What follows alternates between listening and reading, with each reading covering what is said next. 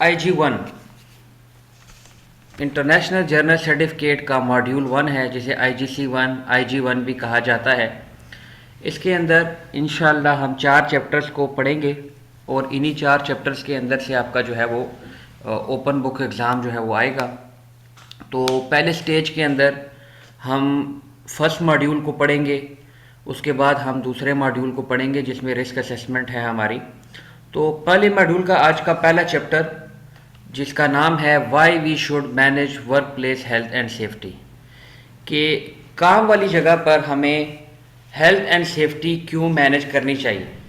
काम वाली जगह से मुराद हर वो काम जो आप परफॉर्म करते हैं, हर वो ऑक्यूपेशन जो आप जिसके अंदर आप इन्वॉल्व हैं, जिसके अंदर आप काम कर रहे हैं, वेदर आप किसी ऑफिस के अंदर काम कर रहे हैं, किसी सुपरमार्केट के अंदर हैं, किसी कंस्ट्रक्शन साइट के अंदर हैं, किसी भी ऑयल एंड गैस फील्ड के अंदर हैं, या इसके अलावा कोई भी फील्ड है उसके अंदर आप काम करते हैं, तो वहाँ पर हेल्थ एंड सेफ्टी क्यों मैनेज की जाए, क्यों ज़रूरी है हमारे लिए हेल्थ एंड सेफ्टी को मैनेज करना। ज़िंदगी के अंदर हमारे काफ़ी एक्सपीरियंस गुजर चुके होंगे, आपने भी ज़िंदगी में जॉब, जो लोग प्रोफेशनल लाइफ में गए हैं, उससे पहले ज़िंदगी में हम देखते रहते हैं हमारे मोहल्ले के अंदर, हमारे जो गिरदोनवा है, हमारे शहर के अंदर काफ़ी इस तरह के काम हो रहे होते हैं जिसके अंदर हमें लगता है कि भाई लोग जो है वो ख़ुद को नुकसान में डाल रहे हैं। फॉर एग्ज़ाम्पल किसी कंस्ट्रक्शन का काम चल रहा हो तो अक्सर जब बाहर प्लस्तर किया जाता है, प्लास्टरिंग वर्क चलता है, या उस कंस्ट्रक्शन के अंदर डिफरेंट एक्टिविटीज़ चलती हैं, तो उसके अंदर लोग कोई कहीं भी सेफ्टी फॉलो नहीं करते और घर भर बन भी जाते हैं। तो लोगों की ये पर्सनालिटी, ये परसेप्शन बन जाती है कि भाई क्योंकि हमारे मोहल्ले के अंदर, हमारे शहर के अंदर ये काम चलता रहा है और चलता है, हम अपनी आंखों से देखते हैं कि एक बंदा घर जो है वो बनाना शुरू करता है, करते करते 6 महीने, 8 महीने, साल के अंदर वो एक बिल्डिंग खड़ी कर लेता है जिसके अंदर कोई सेफ्टी प्रोटोकॉल शामिल नहीं होते, फिर भी हमारा मकान जो है वो तैयार हो जाता है। तो हमारे लिए क्यों ज़रूरी है भाई कि हम वर्क प्लेस के अंदर हेल्थ एंड सेफ्टी को मैनेज करते फिरें। क्योंकि एक दीवार बनानी पड़ जाए उसके लिए स्कैफोल्डिंग कौन लगाए, इसी तरह हमारे पास कोई और एक्टिविटीज़, वेल्डिंग कर रहे हैं तो जी परमिट कौन ले, किस लोगों से इजाज़त नामे लेता फिरे। तो इतने ज़्यादा झोल झाल में पड़ने की क्या ज़रूरत है, काम तो होते रहते हैं। तो फिर हमारे लिए वर्क प्लेस के अंदर काम को इस तरह से परफॉर्म करना क्यों ज़रूरी है कि लोगों को जो है वो उनकी हेल्थ एंड सेफ्टी बरकरार रहे। तो ये इस चैप्टर का मेन मोटिव है कि क्यों हमारे लिए ज़रूरी है कि हम हेल्थ एंड सेफ्टी को वर्क प्लेस के अंदर मैनेज रखें, उसके अंदर कोई हमारे लिए मुसीबत खड़ी ना हो। अक्सर दुनिया के अंदर जिस तरह भी मैंने बताया कि परसेप्शन ऐसी बन चुकी है कि लोग हेल्थ एंड सेफ्टी को फॉलो नहीं करते, कोई स्टैंडर्ड्स को फॉलो नहीं किया जाता। ऐसी ऑर्गेनाइजेशन भी हैं जिनके अंदर हेल्थ एंड सेफ्टी को फॉलो किया भी जाता है और ऐसी भी हैं जिनके अंदर नहीं किया जाता। तो इन दोनों के दरमियान डिफरेंस क्या है, लोग क्यों ज़्यादा प्रेफरेंस नहीं देते। अभी आजकल 21st सेंचुरी के अंदर हम देखें तो हेल्थ एंड सेफ्टी का रुझान पिछले कई सदियों से या सालों से जो है वो बढ़ता चला जा रहा है। उसकी मेन रीज़न है हमारे पास बढ़ते हुए एक्सीडेंट रेट्स, कि दुनिया के अंदर बढ़ते हुए एक्सीडेंट रेट ने इस काम के ऊपर मजबूर किया लोगों को, ऑर्गेनाइजेशन को, एक पर्सनली एक इंसान को, कि वो वर्क प्लेस के अंदर हेल्थ एंड सेफ्टी को जो है वो मैनेज करे। ये उसकी मजबूरी बन चुका है। इस चैप्टर के अंदर आज हम यही सारी बातें जो है वो डिस्कस करेंगे कि हमारे पास हेल्थ एंड सेफ्टी को मैनेज करना क्यों ज़रूरी है। इस चैप्टर के अंदर 4 मेन ऑब्जेक्टिव्स हैं जो हम पढ़ेंगे। तो पहले पोर्शन के अंदर आज की हमारी क्लास के अंदर हम मॉरल और फाइनेंशियल रीज़न को जो है वो टारगेट करेंगे कि भाई हेल्थ एंड सेफ्टी के लिए ये 2 बेसिस जो है क्यों ज़्यादा ज़रूरी हैं। इसके बाद जो है हम लीगल एक्शंस को पढ़ेंगे कि लीगली किस तरह से काम किया जाता है, अथॉरिटीज़ कैसे काम करती हैं। फिर हमारे पास ऑर्गेनाइजेशन के अंदर डिफरेंट लोग जो काम करते हैं उनकी रिस्पॉन्सिबिलिटीज़ क्या होती हैं, और दुनिया में सबसे ज़्यादा इस्तेमाल किए जाने वाला कॉन्ट्रैक्टर, उसको मैनेज कैसे किया जाए वर्क प्लेस के अंदर।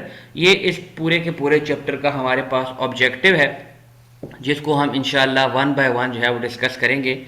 तो सबसे पहले कुछ चीज़ें हैं, बेसिक टर्म्स हैं जिन्हें समझने की ज़रूरत है, ताकि हमें हेल्थ एंड सेफ्टी का बेसिक जो है वो कॉन्सेप्ट पता चल सके कि हेल्थ एंड सेफ्टी आखिर में है क्या चीज़, इससे मैनेज करना क्यों इतना इम्पोर्टेंट बन गया है। तो हेल्थ कहते हैं ऐसी चीज़ को कि आपको किसी भी बीमारी का अंदेशा या किसी बीमारी के अंदर अगर आप मुब्तला नहीं हैं तो आप एक हेल्दी इंसान हैं, आप जो है आपकी हेल्थ बेहतरीन है। अगर कोई एक इंसान मोटा हो दूसरा पतला हो तो मोटे इंसान को हम हेल्दी नहीं कहेंगे, इसी तरह पतले को भी हम ये नहीं कहेंगे बड़ा कमज़ोर है, अनलेस कि वो उनको कोई बीमारी ना हो। अगर तो उनको किसी बीमारी ने हिट किया हुआ है, टारगेट किया हुआ है, तो वो इंसान हेल्दी नहीं है। तो हेल्थ की डेफिनेशन सिंपल वर्ड्स के अंदर कि अगर कोई इंसान बीमारी के अंदर मुब्तला नहीं है तो वो हेल्थ के अंदर है, उसकी हेल्थ बेहतरीन है। एक क्वेश्चन आया है नुमान साहब की जानिब से। जी, आपने हैंड रेस किया था।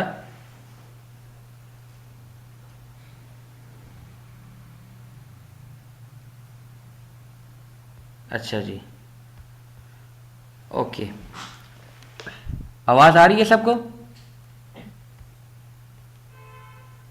सर आ रही है। जी सर आपकी आवाज में डिस्टॉर्शन है सर। सर आ रही है।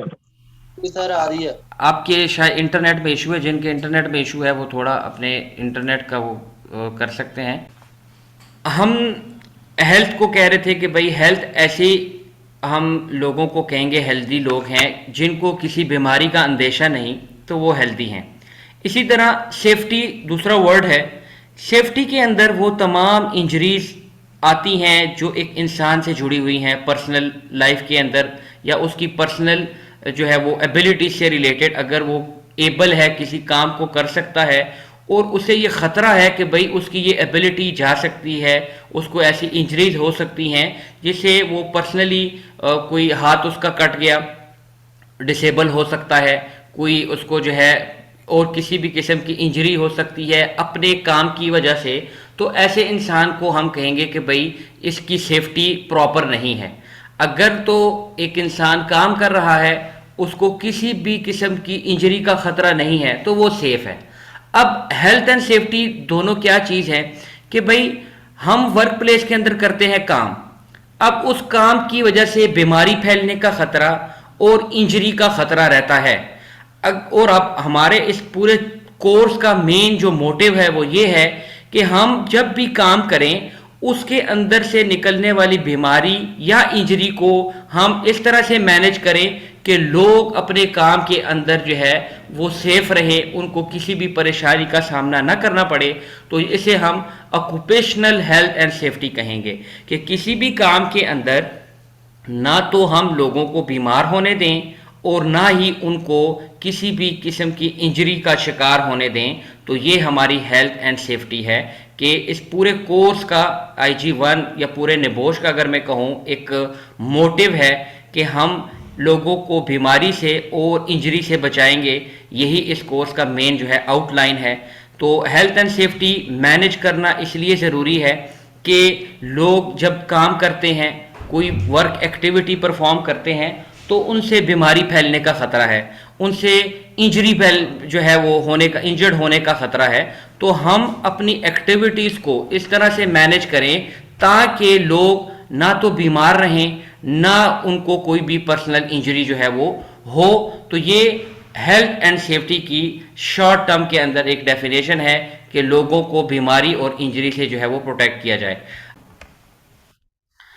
अच्छा जी, हम हेल्थ एंड सेफ्टी को पढ़ते हैं तो उसके बाद है हमारे पास एक वेलफेयर। वेलफेयर कहते हैं बेसिक फैसिलिटीज़ को। तो अक्सर काम के अंदर बेसिक फैसिलिटीज़ प्रोवाइड करना कोई लीगल रिक्वायरमेंट नहीं है। आप कहीं पे काम करते हैं तो अगर किसी ने आपको पानी नहीं दिया तो it is not a legal requirement कि वो जो है अभी पानी नहीं दिया तो आप उसके ऊपर कोई एक्शन ले लें। अब वेलफेयर फैसिलिटीज़ जो है प्रोवाइड अगर नहीं कर रहे, इट इज़ ओके। अगर आप प्रोवाइड कर रहे हैं तो उसके अंदर हेल्थ एंड सेफ्टी को जो है मैनेज करना ये इम्पॉर्टेंट है, जो है बेसिक नीड है हेल्थ एंड सेफ्टी की। अब जब हम वेलफेयर की बात करते हैं, उसके अंदर रहने की जगह, टॉयलेट फैसिलिटीज़, ड्रिंकिंग वाटर है आपके पास, एकोमोडेशन है, ये सारी की सारी चीज़ें वेलफेयर फैसिलिटीज़ के अंदर आती हैं।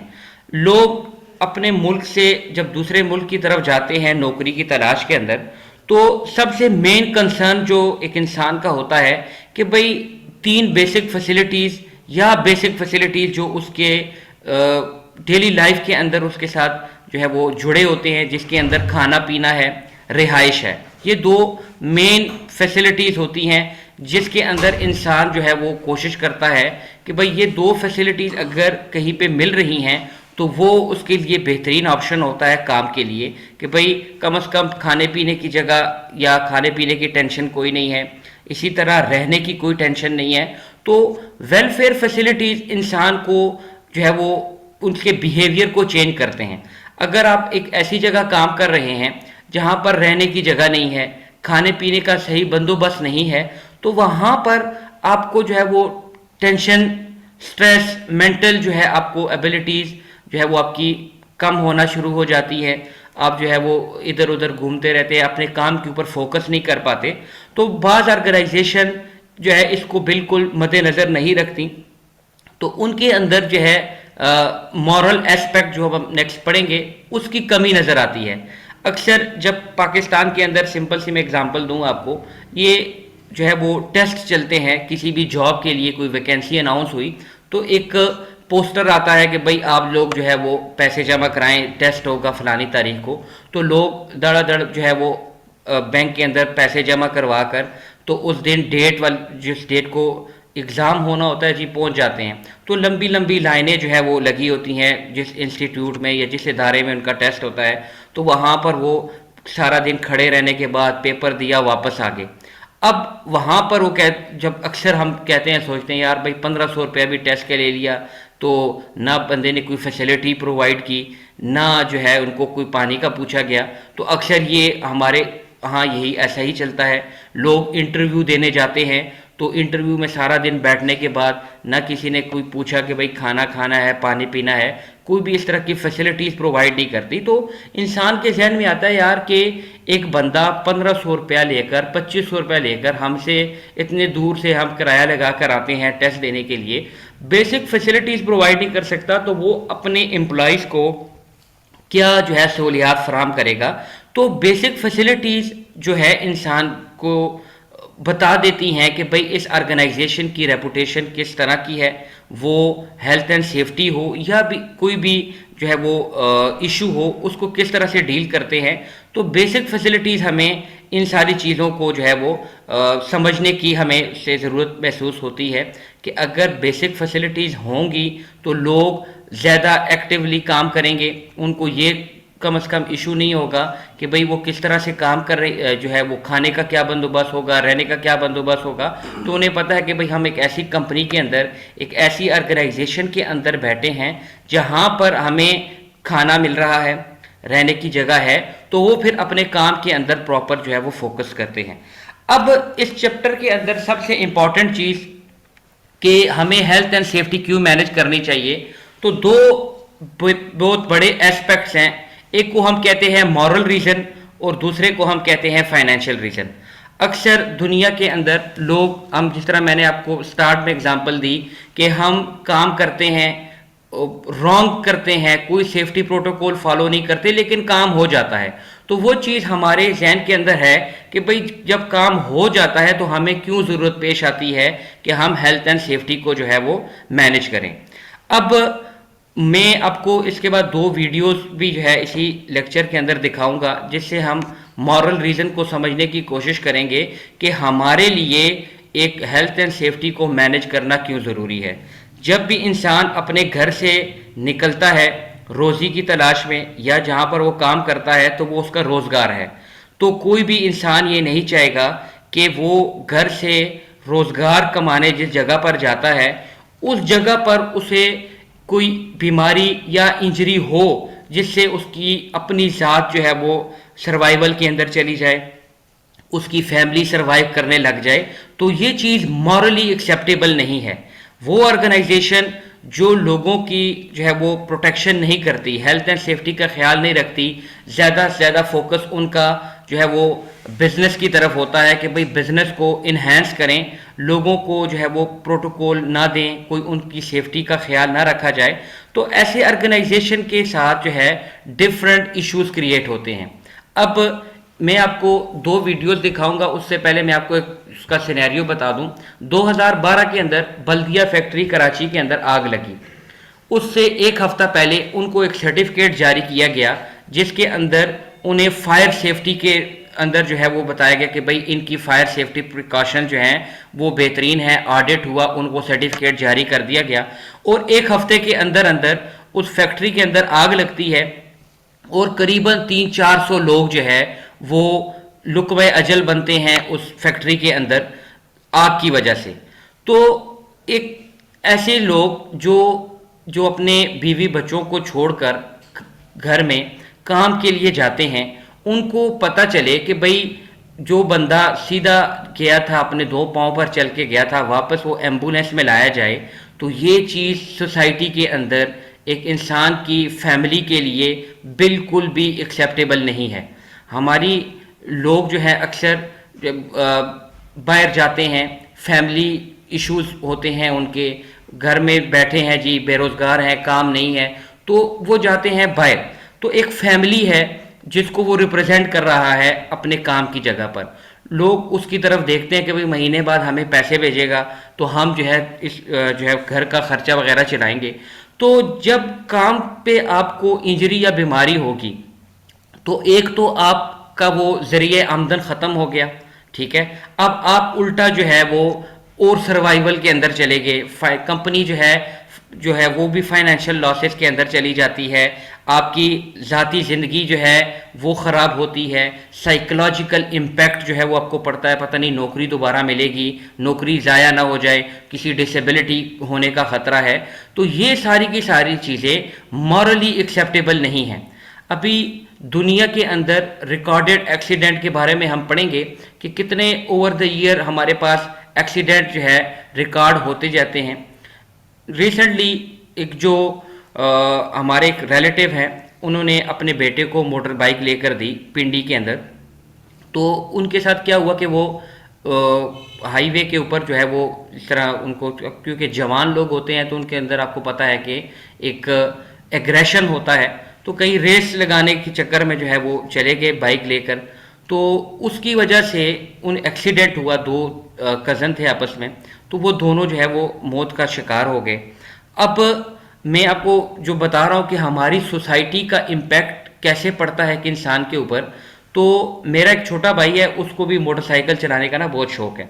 तो मेरे अबू ने जब वो देखा ना सिनेरियो कि भाई ये एक ऐसे मोटर बाइक लेकर दी, दो लोग उसको चलाते चलाते जो है ज़िंदगी से हाथ धो बैठे, तो उसका इम्पैक्ट पूरे ख़ानदान के ऊपर पड़ रहा है। ऐसे लोग जिनका दिल है कि भाई हम भी बाइक लें, वो इस चीज़ के ऊपर अब उनके वालिदैन फोकस नहीं करते कि नहीं भाई इसका भी अंजाम ऐसे हो सकता है।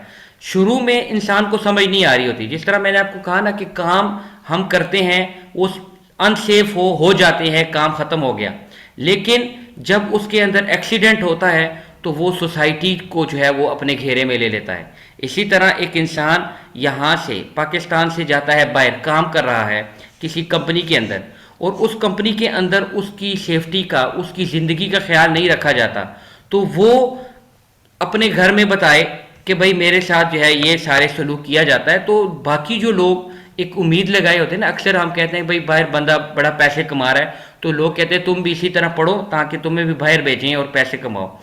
अब वहाँ जो बंदा है, अगर उसको कोई भी इशू होगा और उसका पता आपको चलेगा, तो आप अपने औलाद को बाहर नहीं भेजेंगे, क्योंकि ये सोसाइटी का एक इम्पॉर्टेंट फैक्टर है कि लोगों को जब काम पे भेजा जाता है तो ऑर्गेनाइजेशन का, एम्प्लॉयर का की ये जो है मॉरल रिस्पॉन्सिबिलिटी है उन्हें एक ऐसी वर्किंग प्लेस प्रोवाइड की जाए जहां पर उन्हें किसी भी किस्म का कोई ख़तरा ना हो। हम एक वीडियो को देखते हैं ताकि आपको जो है वो मॉरल रीज़न जो है वो समझ आए। तो इस वीडियो को आप देखें, फिर हम जो है इसके बाद आपसे डिस्कशन करते हैं कि क्या आपको जो है इस वीडियो से समझ आया। बिल्कुल कंसंट्रेशन के साथ आपने इसको देखना है ताकि मैं इससे जब क्वेश्चनिंग करूं तो आपको पता हो कि हमने क्या देखा। जी।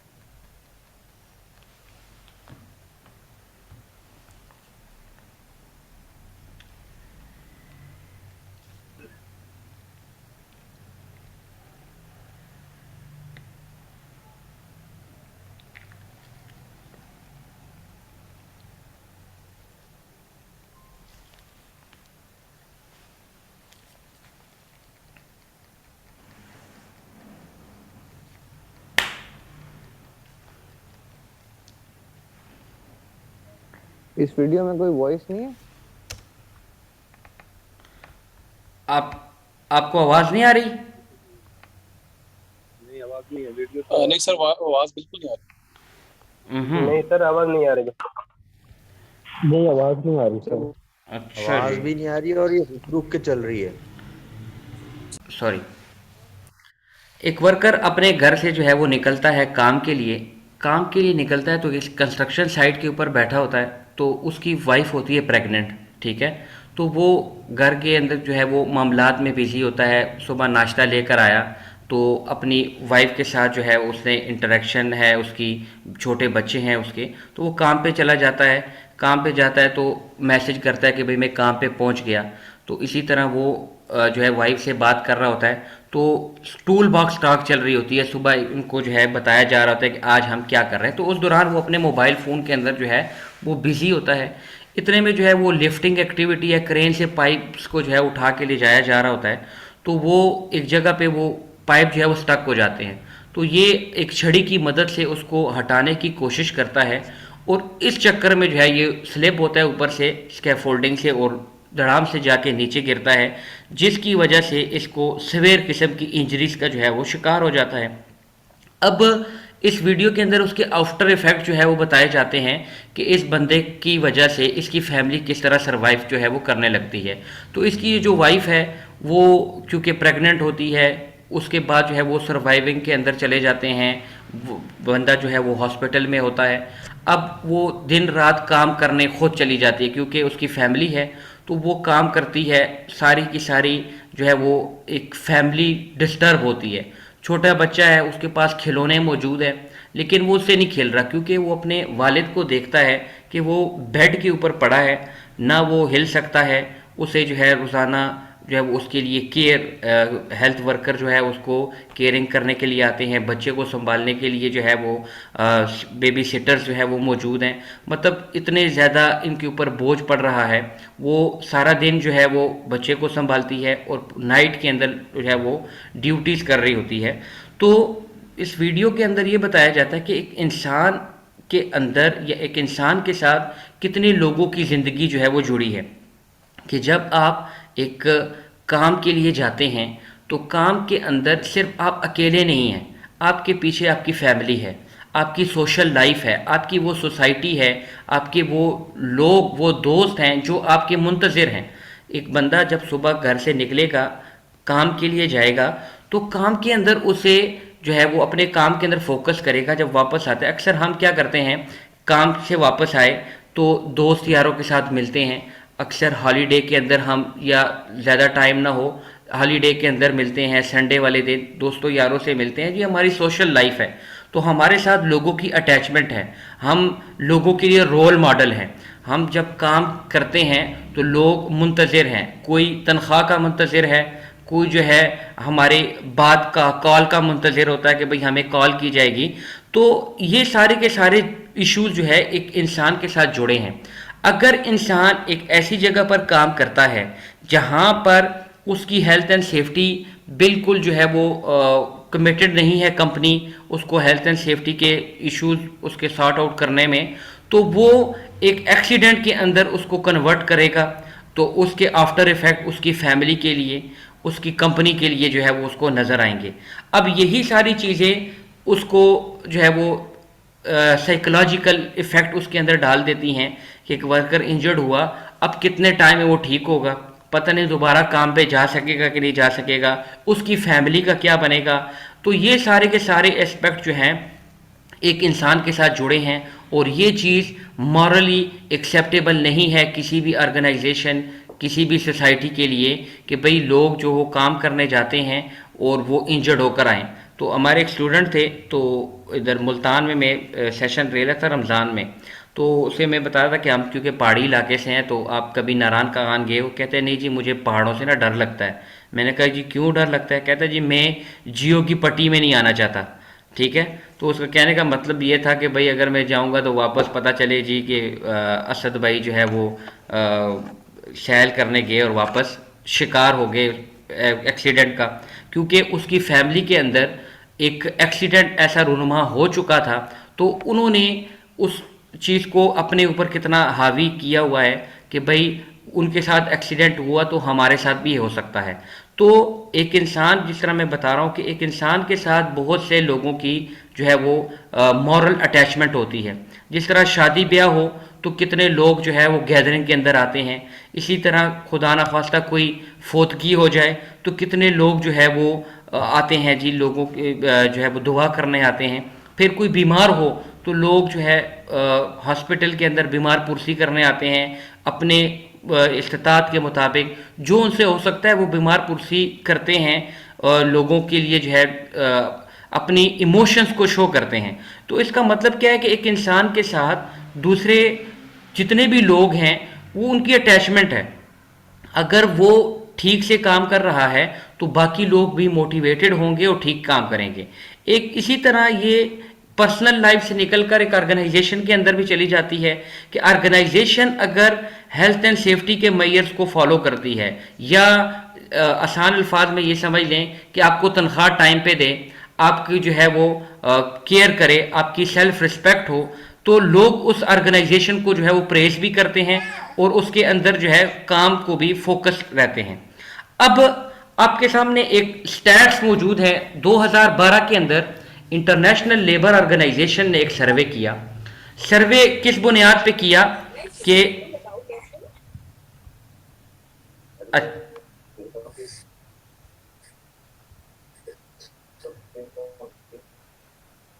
अच्छा जी, माइक बंद कर ले काइंडली। मैंने सोचा कि मैं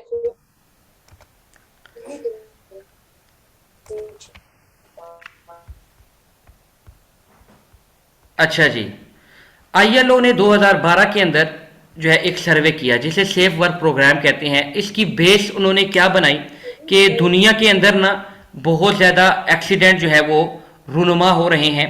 ठीक है, दुनिया के अंदर बहुत ज़्यादा एक्सीडेंट रूनुमा हो रहे हैं, तो उन्होंने इस चीज़ को फोकस बनाया कि भाई आज से पहले वर्ल्ड वार 1 की बात की जाए या पुराने वक्तों की बात की जाए तो लेबर राइट्स के ऊपर जो है कोई प्रोटेक्शन जो है नहीं थी। ठीक है, कि मजदूर जो है वो काम करते थे, जिस तरह हम शाहजहां का किस्सा भी सुनते हैं कि भाई उसने जो है मजदूरों के हाथ कटवा दिए। इसी तरह first world war, second world war के अंदर ना काफ़ी ज़्यादा लोगों को नुकसान हुआ। फिर इसी तरह मुग़ल दौर में करते करते बहुत ज़्यादा नुकसान होते होते दुनिया जो है वो ऐसे लोगों से महरूम होने लगी जिनके पास हुनर था। ठीक है, अब अक्सर हम पुरानी बिल्डिंग्स को अगर देखें पाकिस्तान के अंदर, तो उसके अंदर एक आर्किटेक्चर जो डिज़ाइन है वो आजकल के मॉडर्न दौर के अंदर उस तरह से नहीं बनाए जा सकते कि लोगों ने किस तरह हाथों से एक काम को सरंजाम दिया। तो ऐसे हुनर का खात्मा हो रहा था। जो भी भाई काम करता, कोई लेबर राइट नहीं है, लोगों को जो है वो मारा जा रहा था। तो ILO बनाई गई 1919 के अंदर। तो उन्होंने लेबर राइट के ऊपर काफ़ी जो है वो काम करना शुरू किया। लीग ऑफ नेशन बनी, वो टूट गई। फिर यूनाइटेड नेशन बनी, लोगों को जो है वो गैदर करते रहे। तो एक जो है उन्होंने एक बॉडी जो है वो बनाई, ठीक है। ये मेन आर्गन बना international labour organisation United Nation का सॉरी। तो उन्होंने एक सिनेरियो क्रिएट किया कि भाई ये दुनिया के अंदर लोग जो है वो हमारे पास ऐसे लोगों की कमी होती जा रही है जिनसे हम कोई प्रोडक्टिव काम ले सकते हैं। तो एक हर साल उन्होंने स्टैट्स इकट्ठे करना शुरू किए। तो 2012 के अंदर उन्होंने एक प्रॉपर स्टैट्स जो है वो शाया किए अपनी वेबसाइट के ऊपर कि ओवर द ईयर्स उन्होंने देखा कि 3,50,000 लोग हर साल जो है फैटल एक्सीडेंट का शिकार होते हैं, ठीक हो गया। इसी तरह जो 2.75 मिलियन लोग फर्टिलिटीज़ का शिकार होते हैं। अब ये चीज़ हमारे लिए नंबर्स हैं। जस्ट जिस तरह हम, अगर आप लोग अखबार पढ़ते हो, पाकिस्तानी अखबार के अंदर अक्सर जो है ऐसी न्यूज़ ही देखने को मिलती हैं जिसके अंदर कोई अच्छी खबर नहीं होती कि भाई दो ग्रुपों में तसादम हो गया। यूनिवर्सिटीज़ को देख लें कि भाई दो जो है वहाँ पर दो ग्रुप बने हुए हैं, उनके दरमियान जो है झड़प होने से। इसी तरह बाइक के ऊपर दो जो है वो ट्रांसपोर्ट के अंदर एक्सीडेंट ही हमें देखने को मिलते हैं। ये वो चीज़ें हैं जो हम इग्नोर करते हैं डेली लाइफ के अंदर कि भाई 2,000 लोग मर गए तो हमने कहा कि हमारे लिए कोई इतना इंपॉर्टेंट नहीं है, क्योंकि हमारे उसके अंदर इमोशन अटैच नहीं है, हमारा कोई अपना उसके अंदर शामिल नहीं है। इसी तरह अगर खुदा न ख्वास्ता कोई आपका अपना इसके अंदर शामिल हो तो उसके पीछे क्या दर्द है वो सिर्फ वो इंसान समझ सकता है जो उस चीज़ को फेस कर रहा होता है। अब इस स्टैट्स को दिखाने का मेन मकसद ILO का ये था कि दुनिया के अंदर जो ऑर्गेनाइजेशंस हैं, कोई कंपनीज हैं, एम्प्लॉयर्स हैं, वो इस दर्द को समझें कि ये एक एक इंसान की मौत नहीं है, बल्कि ये एज अ होल एक नेशन है कि जिसके अंदर लोगों की जो है वो डेथ हो रही है, उनके पीछे उनकी फैमिली जो है वो सर्वाइवल के अंदर हैं। ये नंबर्स हमें ये दिखा रहे हैं कि लोग काम पर जाते हैं और काम की वजह से वो किसी मौत का शिकार हो जाते हैं। तो ये चीज़ मॉरली बिल्कुल भी एक्सेप्टेबल नहीं है। और इसके अंदर उन्होंने फाइनेंशियल लॉस का जिक्र किया कि ग्रॉस डोमेस्टिक प्रोडक्ट ग्लोबली 4% जो है वो लॉस होता है सिर्फ किस काम के अंदर, लोगों को जो इंजरीज होती हैं या बीमारी का शिकार हो जाते हैं उनको दोबारा उनसे जो है निकलने के लिए एक कंपनी के अंदर अगर खुदा न खास्ता एक्सीडेंट हो जाए तो वो दोबारा जब रिकवर करता है तो उसका बहुत ज़्यादा पैसा ज़ाया हो जाता है। जिस तरह हम पढ़ते हैं कि भाई हेल्थ एंड सेफ्टी मैनेज हम क्यों करें, सारे काम तो हो जाता है। अक्सर ऑर्गेनाइजेशन ऐसी होती हैं जो बिजनेस के ऊपर बहुत ज़्यादा फोकस होती हैं, तो उनका हेल्थ एंड सेफ्टी के अंदर चूँकि ज़्यादा रुझान नहीं होता, क्योंकि वो समझते हैं कि हेल्थ एंड सेफ्टी जो है वो बहुत ज़्यादा एक तो टाइम कंज्यूमिंग है, उसके अंदर डिस्टर्बेंस पैदा होती है, आपको बहुत ज़्यादा फाइनेंशियली जो है वो पैसा लगाना पड़ता है, जो कि सही बात भी है क्योंकि हेल्थ एंड सेफ्टी के अंदर आप पैसा लगाएंगे तो सेफ्टी जो है वो बरकरार होगी। लेकिन ये एक ऐसी इन्वेस्टमेंट है जिसका आपको फल जो है वो फ्यूचर के अंदर नज़र आता है कि जब आप हेल्थ एंड सेफ्टी के अंदर इन्वेस्ट करते हैं तो अगर आप फॉर एग्जांपल एक महीने के अंदर लाख रुपए बचा रहे हैं और कोई भी सेफ्टी के ऊपर कोई पैसा नहीं लगा रहे, तो खुदा ना ख्वास्ता अगर कोई एक्सीडेंट हो गया तो उसका डायरेक्टली इम्पैक्ट जो है उस ऑर्गेनाइजेशन के फाइनेंशियल रिसोर्सेज पे पड़ेगा। इंसान के साथ तो वो जुड़ा ही है कि वो खुद सर्वाइव कर रहा है, उसकी फैमिली सर्वाइव कर रही है, लेकिन साथ में कंपनी भी है, वो भी सर्वाइव कर रही है, एक तो फाइनेंशियली और ऊपर से अगर किसी इन्फोर्समेंट एक्शन हो गया उसके ऊपर, किसी अदालत ने जो है उनके ऊपर एक्शन ले लिया, पुलिस की अथॉरिटीज़ ने एक्शन ले लिया और लीगल प्रोसीडिंग के अंदर वो अलग चले जाएंगे। अब इन सारी चीज़ों से निकलने के लिए उसके पास जो उसने जमा किया वो तो जाएगा ही जाएगा, उसके साथ साथ और मज़ीद चीज़ें भी उससे ज़ाया होती रहेंगी। तो जब आप हेल्थ एंड सेफ्टी के अंदर इन्वेस्ट करेंगे उससे आपको फ़ायदा क्या होगा कि अगर आप 30,000 रुपया भी सालाना बचा रहे हैं, तो एक वक्त आएगा कि ये आपके पैसे 1 लाख से ऊपर हो जाएंगे, जिसको हम सेविंग कहते हैं, क्योंकि आप इन्वेस्ट भी कर रहे हैं। जब इन्वेस्ट करेंगे लोग बीमार नहीं होंगे, लोग बीमार नहीं होंगे तो प्रोडक्शन के अंदर जो है वो इंक्रीज आता जाएगा। तो सिर्फ 4% ग्लोबल जीडीपी इसमें ज़ाया हो जाता है कि लोग जो है सेफ्टी को फॉलो नहीं करते, एक्सीडेंट होते हैं और उनके जो है वो फाइनेंशियल रिसोर्सेज जो है वो ज़ाया होने शुरू हो जाते हैं। अब पेपर के पॉइंट ऑफ व्यू से ये क्वेश्चन बहुत इंपॉर्टेंट है। पेपर के अंदर इसका 2 तरह से क्वेश्चन जो है वो आता है। एक इस तरह से आ सकता है ये क्वेश्चन, जो आया भी है 2 दफ़ा पेपर के अंदर, कि एक ऑर्गेनाइजेशन के बारे में बताया जाता है कि ऑर्गेनाइजेशन काम कर रही है, अपने लोगों को जो है वो प्रोटेक्ट कर रही है या प्रोटेक्ट नहीं कर रही। उसके ऊपर एक सिनेरियो आ रहा है, सिनेरियो के अंदर आपको क्वेश्चन आ सकता है कि भाई ऑर्गेनाइजेशन के मॉरल्स के बारे में बताएं, ठीक हो गया। या दूसरी तरह से क्वेश्चन आता है कि भाई मॉरल रीजन जनरली क्या चीज़ें हो सकती हैं, तो आप बताएं।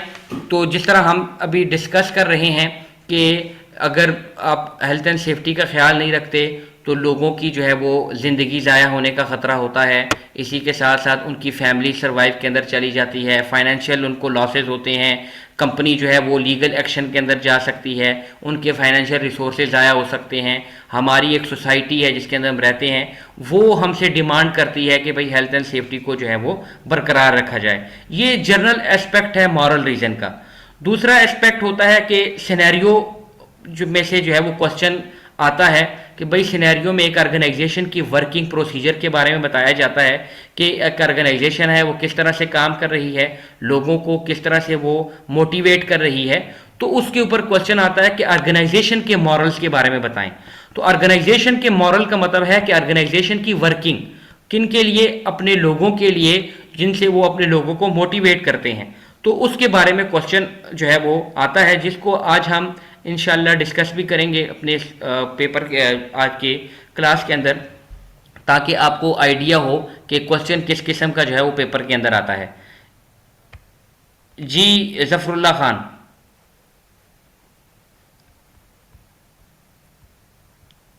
सर, जो अपना वेलफेयर है और अपना मोरल रीजन है, क्या हम इन दोनों को कनेक्ट कर सकते हैं आपस में?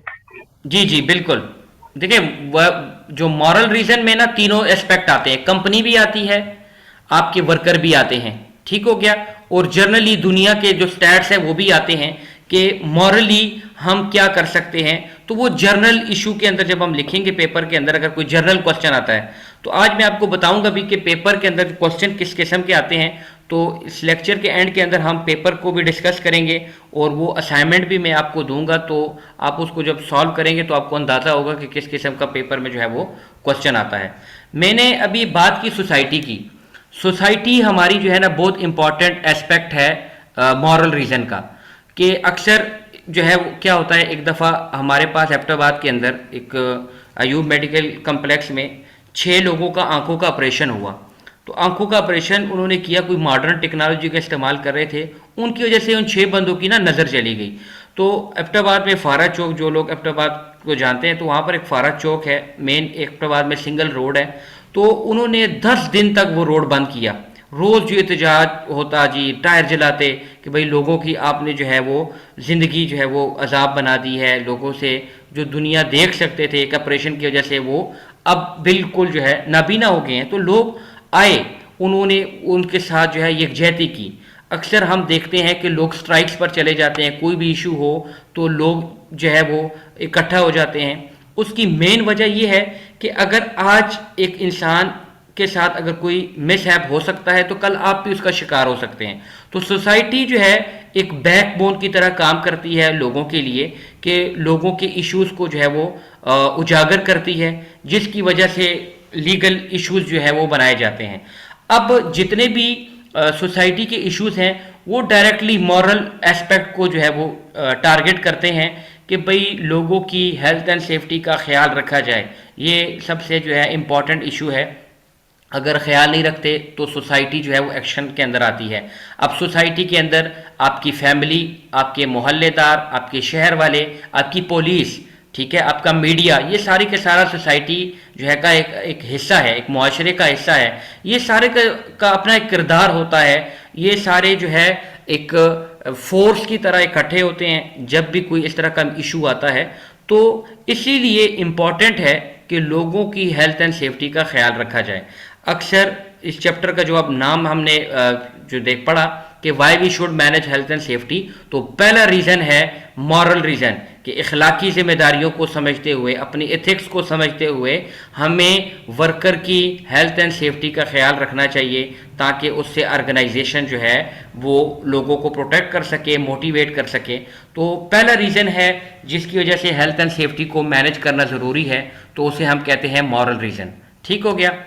अब दूसरी चीज़ है हमारे पास फाइनेंशियल रीज़न कि एक तो एस्पेक्ट हो गया कि भाई हम हेल्थ एंड सेफ्टी का ख्याल नहीं रखते तो हम अपनी अखलाकियात को पूरा नहीं कर रहे।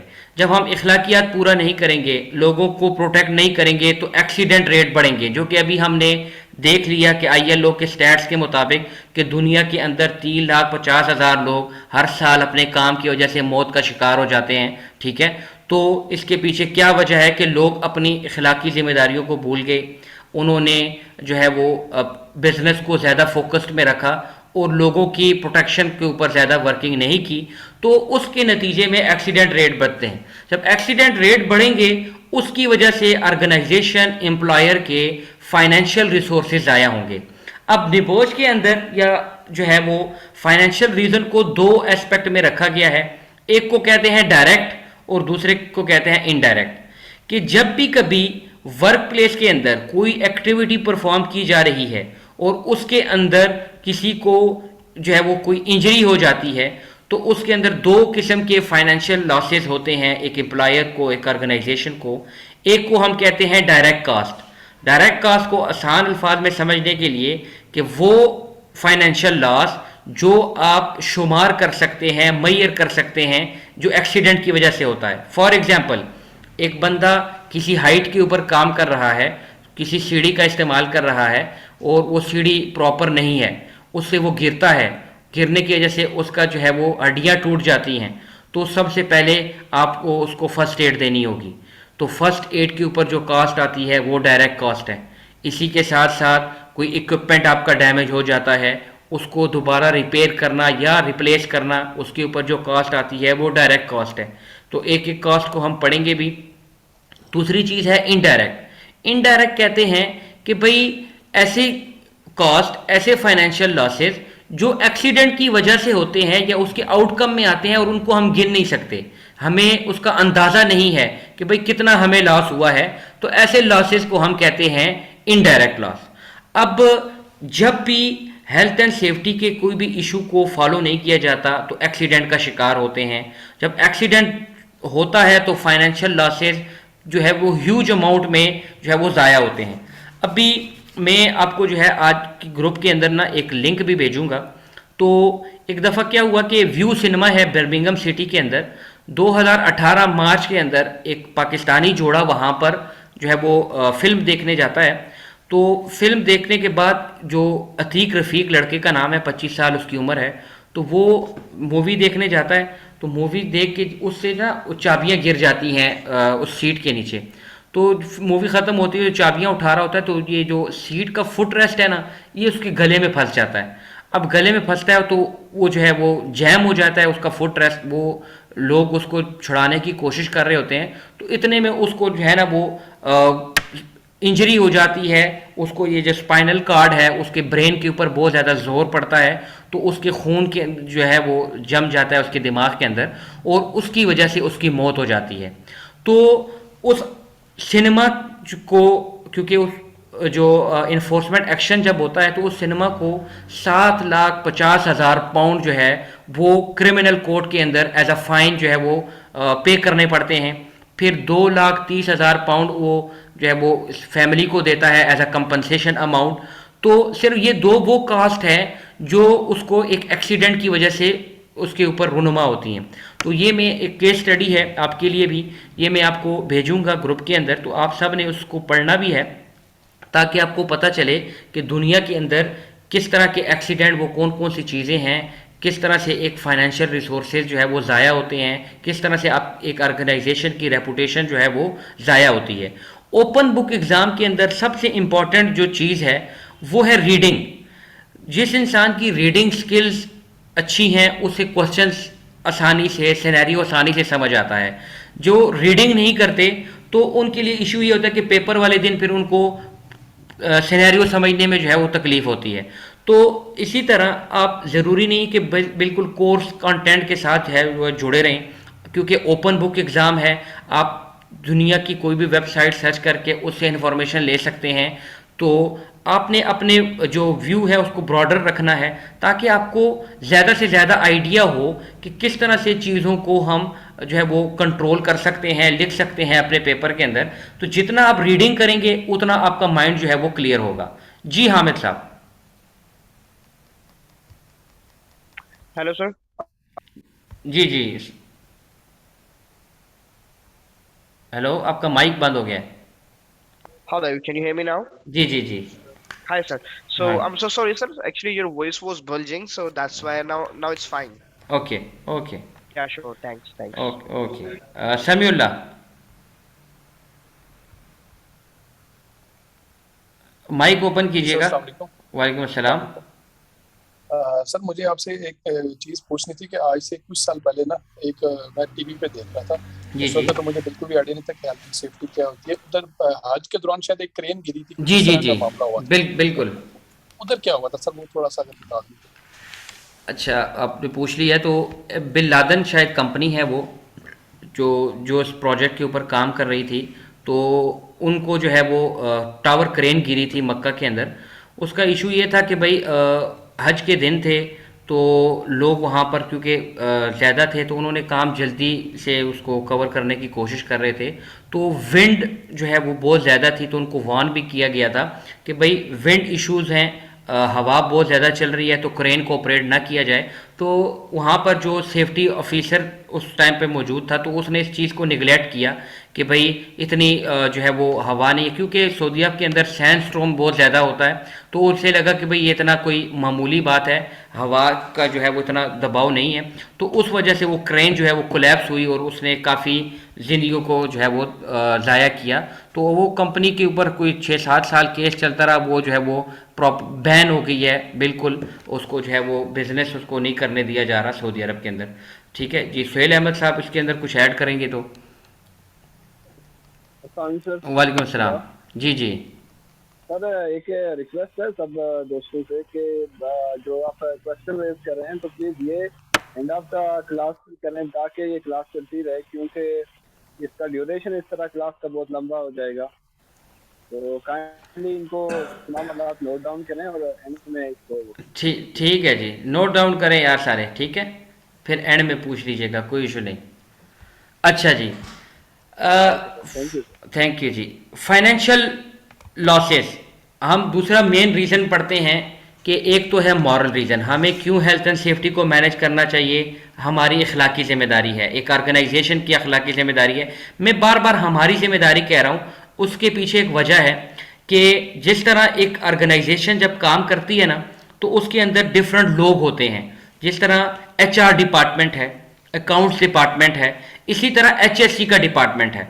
अब हेल्थ एंड सेफ्टी को मैनेज करना ऑर्गेनाइजेशन एम्प्लॉयर की रिस्पॉन्सिबिलिटी है, लेकिन उसके लिए काम परफॉर्म करते हैं HSC वाले। तो आप वो लोग हैं जो अपने एम्प्लॉयर के लिए वो काम परफॉर्म करेंगे, लोगों को हेल्थ एंड सेफ्टी की तरफ जो है वो उनका रुझान लेकर आते हैं, हेल्थ एंड सेफ्टी के तमाम प्रिकॉशन, तमाम प्रोटोकॉल जो है फॉलो करवाते हैं। तो इसलिए ये हमारी जिम्मेदारी है कि हम हेल्थ एंड सेफ्टी को जो है वो प्रमोट करें, लोगों को इंजरी से, बीमारी से जो है बचाएं, वर्क प्लेस को मैनेज करें, ताकि एक तो हम सेफ रहें और एम्प्लॉयर सेफ रहे। ठीक हो गया। तो हमारी जो डायरेक्टली इन्वॉल्वमेंट है इसके अंदर, तो इसीलिए हम बार बार कह रहे हैं कि हमारी जिम्मेदारी है। ठीक हो गया। तो बाज़ लोग जो है फिर इसके ऊपर करते हैं कि भाई ये तो सारे एम्प्लॉयर के इश्यूज हैं तो हम इसके अंदर क्यों हैं, क्योंकि हम एम्प्लॉयर के लिए काम ही इसीलिए कर रहे हैं कि उसको प्रोटेक्ट कर सके लीगल इश्यूज से। ठीक हो गया। तो पहला मेन रीज़न हमने पढ़ा मॉरल रीज़न, दूसरा है फाइनेंशियल रीज़न। तो फाइनेंशियल रीज़न दो किस्म के हैं, एक को हम कहते हैं डायरेक्ट, दूसरा इनडायरेक्ट। डायरेक्ट वो कास्ट होती है जो हम क्वांटिटी के अंदर मैयर कर सकते हैं, और इनडायरेक्ट वो कास्ट होती है जिसको हम मैयर नहीं कर पाते।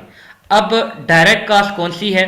उसके अंदर सबसे पहले है जी फर्स्ट एड ट्रीटमेंट। कोई इंसान काम कर रहा है, उसकी वजह से उसको इंजरी हुई, जो पहली तिबी इमदाद उसे दी जाती है उसके ऊपर लाजमी बात है कास्ट आएगी, वो डायरेक्ट कास्ट है।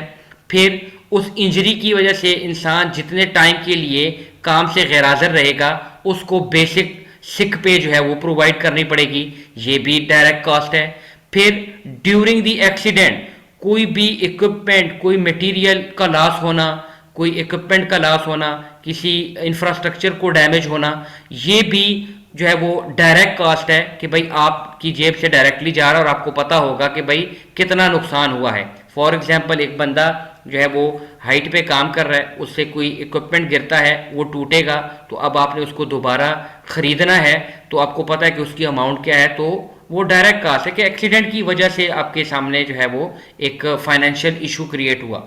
उसके बाद आपके पास किसी रॉ मटेरियल का ज़ाया होना, किसी प्रोडक्ट का डैमेज होना, ये भी डायरेक्ट कास्ट है। कोई आप इक्विपमेंट बनाते हैं, एक्सीडेंट हुआ, वो इक्विपमेंट जो नया प्रोडक्ट है उसको डैमेज हुआ, अब आपको दोबारा बनाना पड़ेगा। उसके अंदर अगर कोई रॉ मटेरियल इस्तेमाल किया है वो ज़ाया हो गया, वो भी आपको दोबारा परचेज करना पड़ेगा, ये है डायरेक्ट कास्ट। इसी के साथ साथ एक्सीडेंट हो जाता है, एक्सीडेंट के दौरान एक इंजरी हो गई, अब इंजरी को डील करते करते जो आपका टाइम ज़ाया होगा, प्रोडक्शन टाइम ज़ाया होगा, वो भी डायरेक्ट कास्ट है। एक ऑर्गेनाइजेशन 1 घंटे के अंदर कितनी प्रोडक्शन करती है, ये उनके प्रोडक्शन रेट के जो है उनको पता होता है कि भाई हमारा प्रोडक्शन रेट क्या चल रहा है। अगर एक्सीडेंट हुआ उसके अंदर 1 घंटा 2 घंटा या 2-3 दिन ज़ाया हो गए, तो उनको जो टाइम ज़ाया हुआ, जो उनकी प्रोडक्शन हो सकती थी वो ज़ाया हुआ, उससे उनको कितना फाइनेंशियल नुकसान होता है। तो ये सारी की सारी चीज़ें भी जो है वो डायरेक्ट कास्ट के अंदर आती हैं। अभी लास्ट पेपर के अंदर, ओपन बुक पेपर के अंदर एक सिनेरियो आया। सिनेरियो में ये बताया गया था कि एक बेकरी के अंदर जो है लोग काम कर रहे हैं, ब्रेड बन रही है, तो वहाँ पर एक रेलिंग जो है वो ओवन के अंदर गिरती है, तो वर्कर जो है वो उसको उठाना होता है क्योंकि बहुत ज़्यादा जो है वो ऑर्डर मिला होता है उनको कस्टमर की तरफ से, तो उनको जल्दी से वो काम करना होता है। तो रेलिंग ओवन के अंदर गिर जाती है, तो वो ओवन को बंद करते हैं कि भाई जल्दी से इसको निकाल लें ताकि हम जो है वो प्रोडक्शन जारी रख सकें। अब वो 2 घंटे वो ओवन को बंद करके जब रेलिंग निकाल रहे होते हैं, 2 वर्कर को उस ओवन के अंदर भेजते हैं। ओवन क्योंकि गर्म होता है, लोग वहाँ पर उनको बर्न इंजरीज होती है जिसकी वजह से वो मौत का शिकार हो जाते हैं।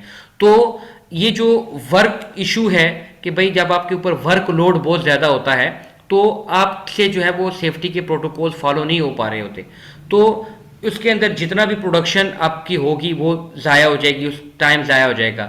वो 2 लोग जो ओवन के अंदर जाते हैं वो मौत का शिकार होते हैं, उसके बाद एक्शन लिया जाता है, तो उस कंपनी से जो है वो उनको वर्क एक्टिविटीज़ भी बंद कर दी जाती हैं, 3 लोगों को जेल में भेज दिया जाता है, और जितने भी उस कस्टमर का जो ऑर्डर होता है वो तो क्योंकि ज़ाया हो गया, 2-3 दिन काम नहीं हुआ, वो जो है दोबारा उससे जो है वो जितने भी ऑर्डर्स उसके हैं वो कैंसिल हो जाते हैं। बाकी लोग जिनका भी उनके साथ कॉन्ट्रैक्ट होता है वो भी उसको जो है वो कैंसिल कर देते हैं।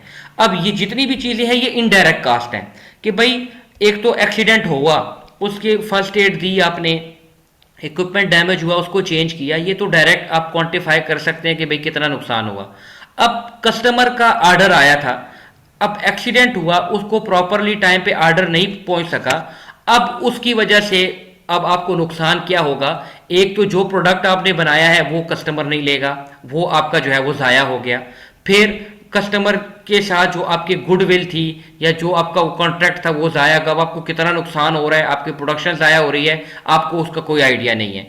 एक्सीडेंट हुआ, आपके पास वर्कर जो ऑपरेटर थे, किसी मशीन का ऑपरेटर था या एक्सपीरियंस वर्कर था, वो आपका इंजर्ड हो गया, अब उसकी जगह दोबारा किसी वर्कर को लेकर आना है, कितना टाइम लगेगा?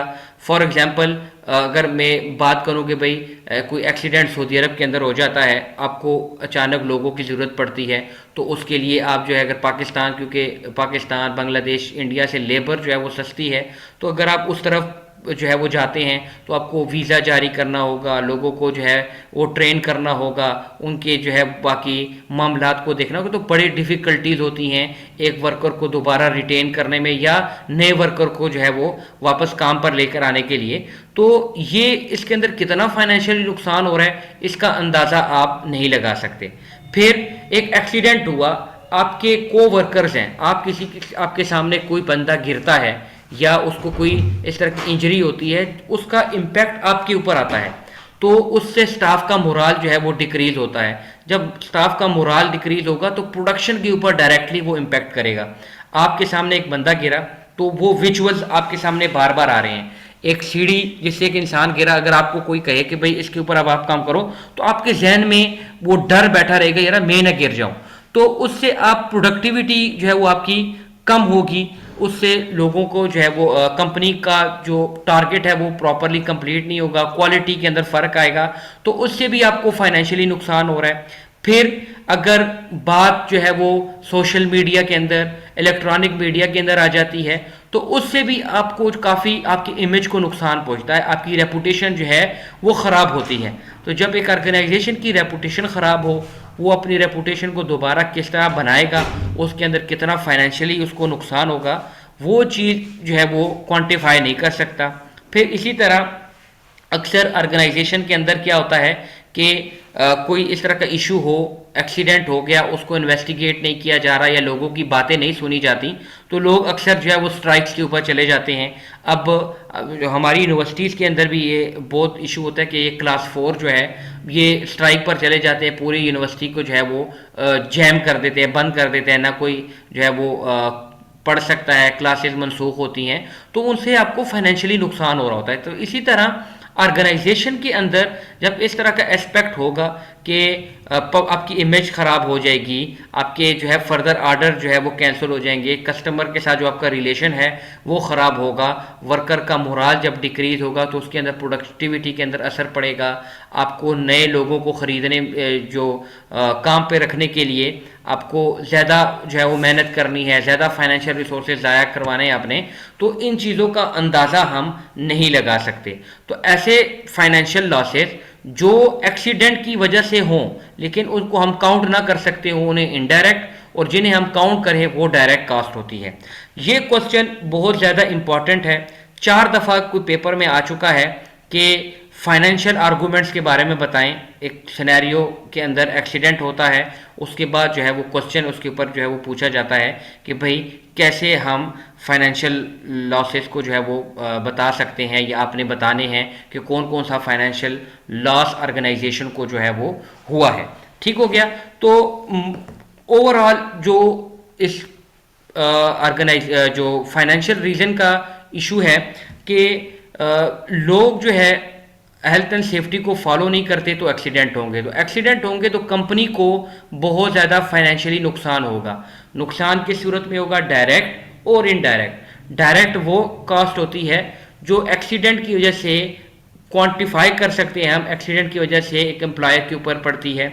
इसी तरह इनडायरेक्ट वो कॉस्ट है कि आप एक्सीडेंट के साथ डील कर रहे हैं, उसके आफ्टर इफेक्ट्स जो होते हैं, जैसे आफ्टर शॉक कह लें या आफ्टर इफेक्ट्स कह लें, कि एक्सीडेंट के आफ्टर इफेक्ट्स हैं, उनको डील करते करते जो आपका फाइनेंशियल लॉसेस आपको हो रही हैं, जिनको आप क्वांटिफाई नहीं कर पाते, उन्हें हम इनडायरेक्ट कॉस्ट कहते हैं। तो ये दूसरा बहुत बड़ा रीज़न है हेल्थ एंड सेफ्टी की मैनेजमेंट की तरफ, कि अगर आप वर्क प्लेस के अंदर हेल्थ एंड सेफ्टी को प्रॉपरली जो है वो प्रोटेक्ट नहीं करेंगे, मैनेज नहीं करेंगे, इश्यूज़ को जो है वो सॉर्ट आउट नहीं करेंगे, तो आपको बहुत ज़्यादा फाइनेंशियली नुकसान हो सकता है। तो एक तो हमने पढ़ लिया कि मॉरल रीज़न है जिसकी वजह से हेल्थ एंड सेफ्टी को प्रोटेक्ट करना बहुत ज़रूरी है। दूसरा है फाइनेंशियल रीज़न, कि भाई ऑर्गेनाइजेशन को फाइनेंशियली बहुत ज़्यादा नुकसान हो सकता है, जिसकी वजह से उन्हें हेल्थ एंड सेफ्टी को मैनेज करना बहुत ज़्यादा ज़रूरी है।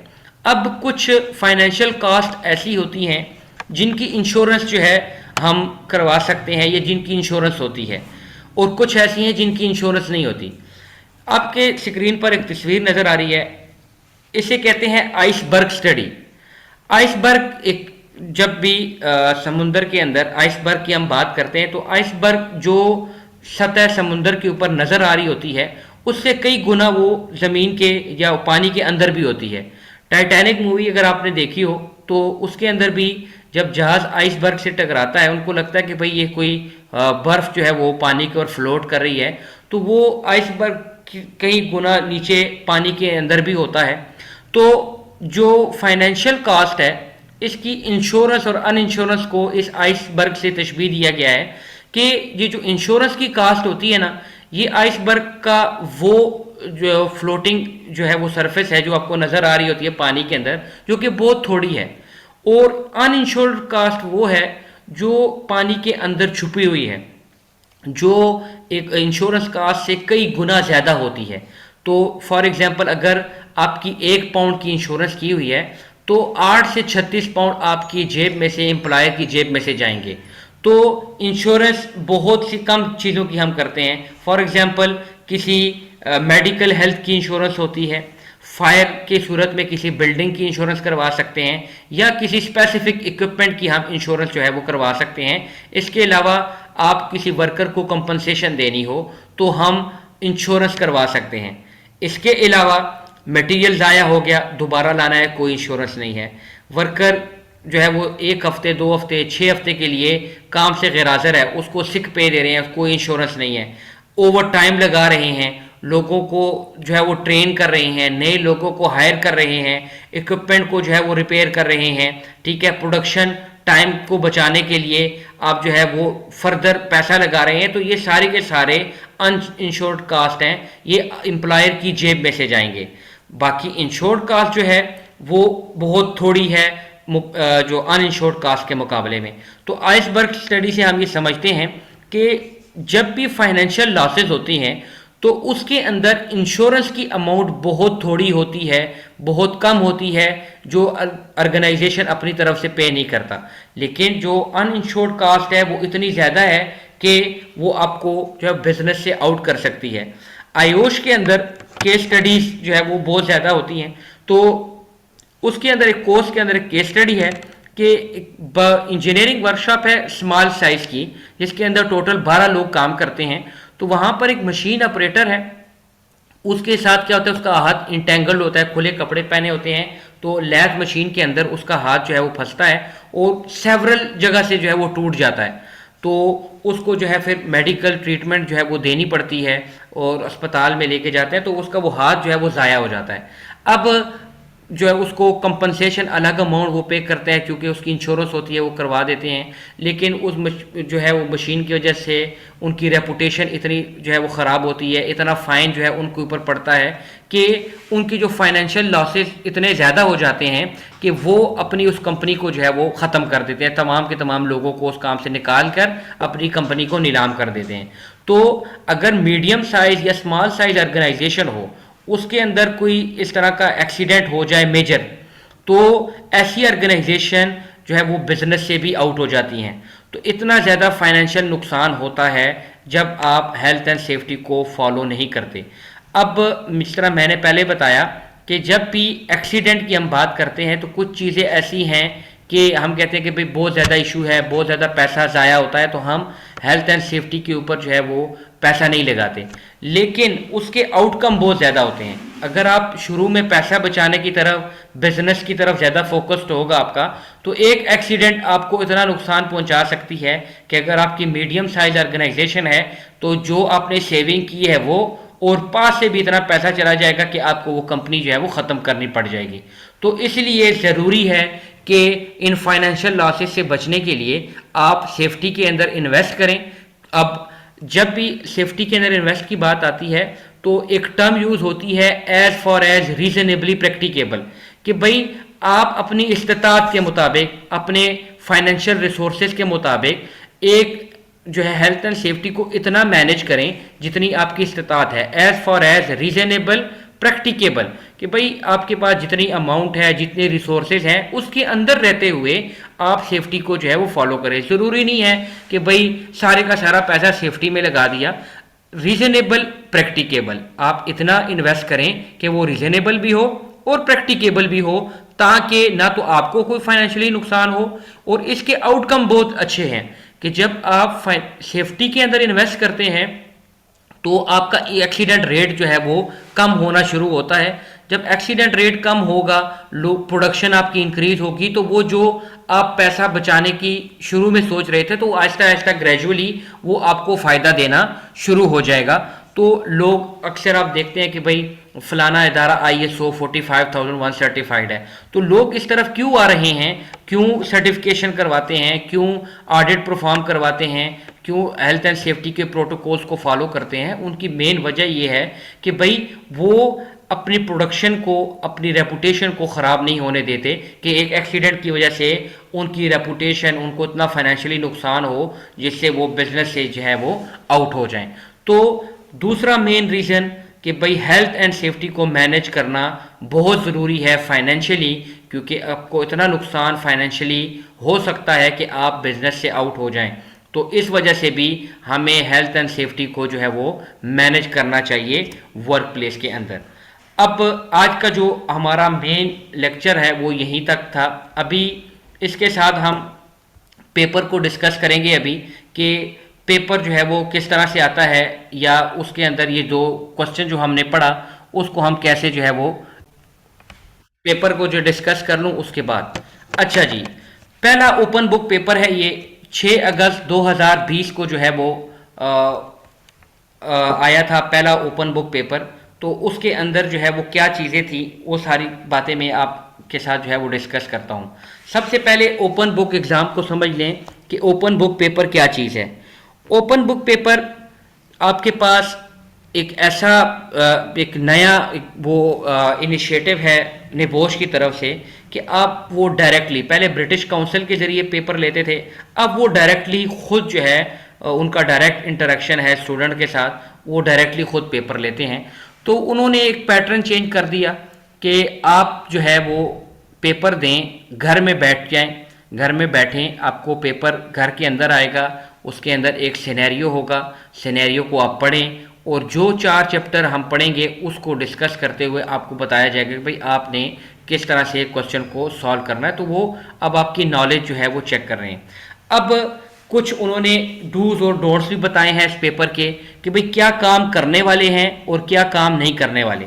तो जब भी ये पहला ओपन बुक पेपर है, ये मैं आपके साथ शेयर भी करूंगा ग्रुप के अंदर, तो उसको पहले डिस्कस कर लेते हैं कि ये क्या है। तो पहला पेज के अंदर ना निबोश की गाइडलाइन लिखी होती हैं कि इस पेपर के अंदर आपने क्या करना है। 6 अगस्त 2020 को ये पेपर आया। पेपर में लिखा हुआ है कि ये ओपन बुक पेपर है, आपके ऊपर कोई इन्वेजिलेशन नहीं हो रही, आप किसी भी इंटरनेट सोर्स का इस्तेमाल करके, कोर्स नोट का इस्तेमाल करके, वेबसाइट का इस्तेमाल करके आप पेपर को सॉल्व कर सकते हैं।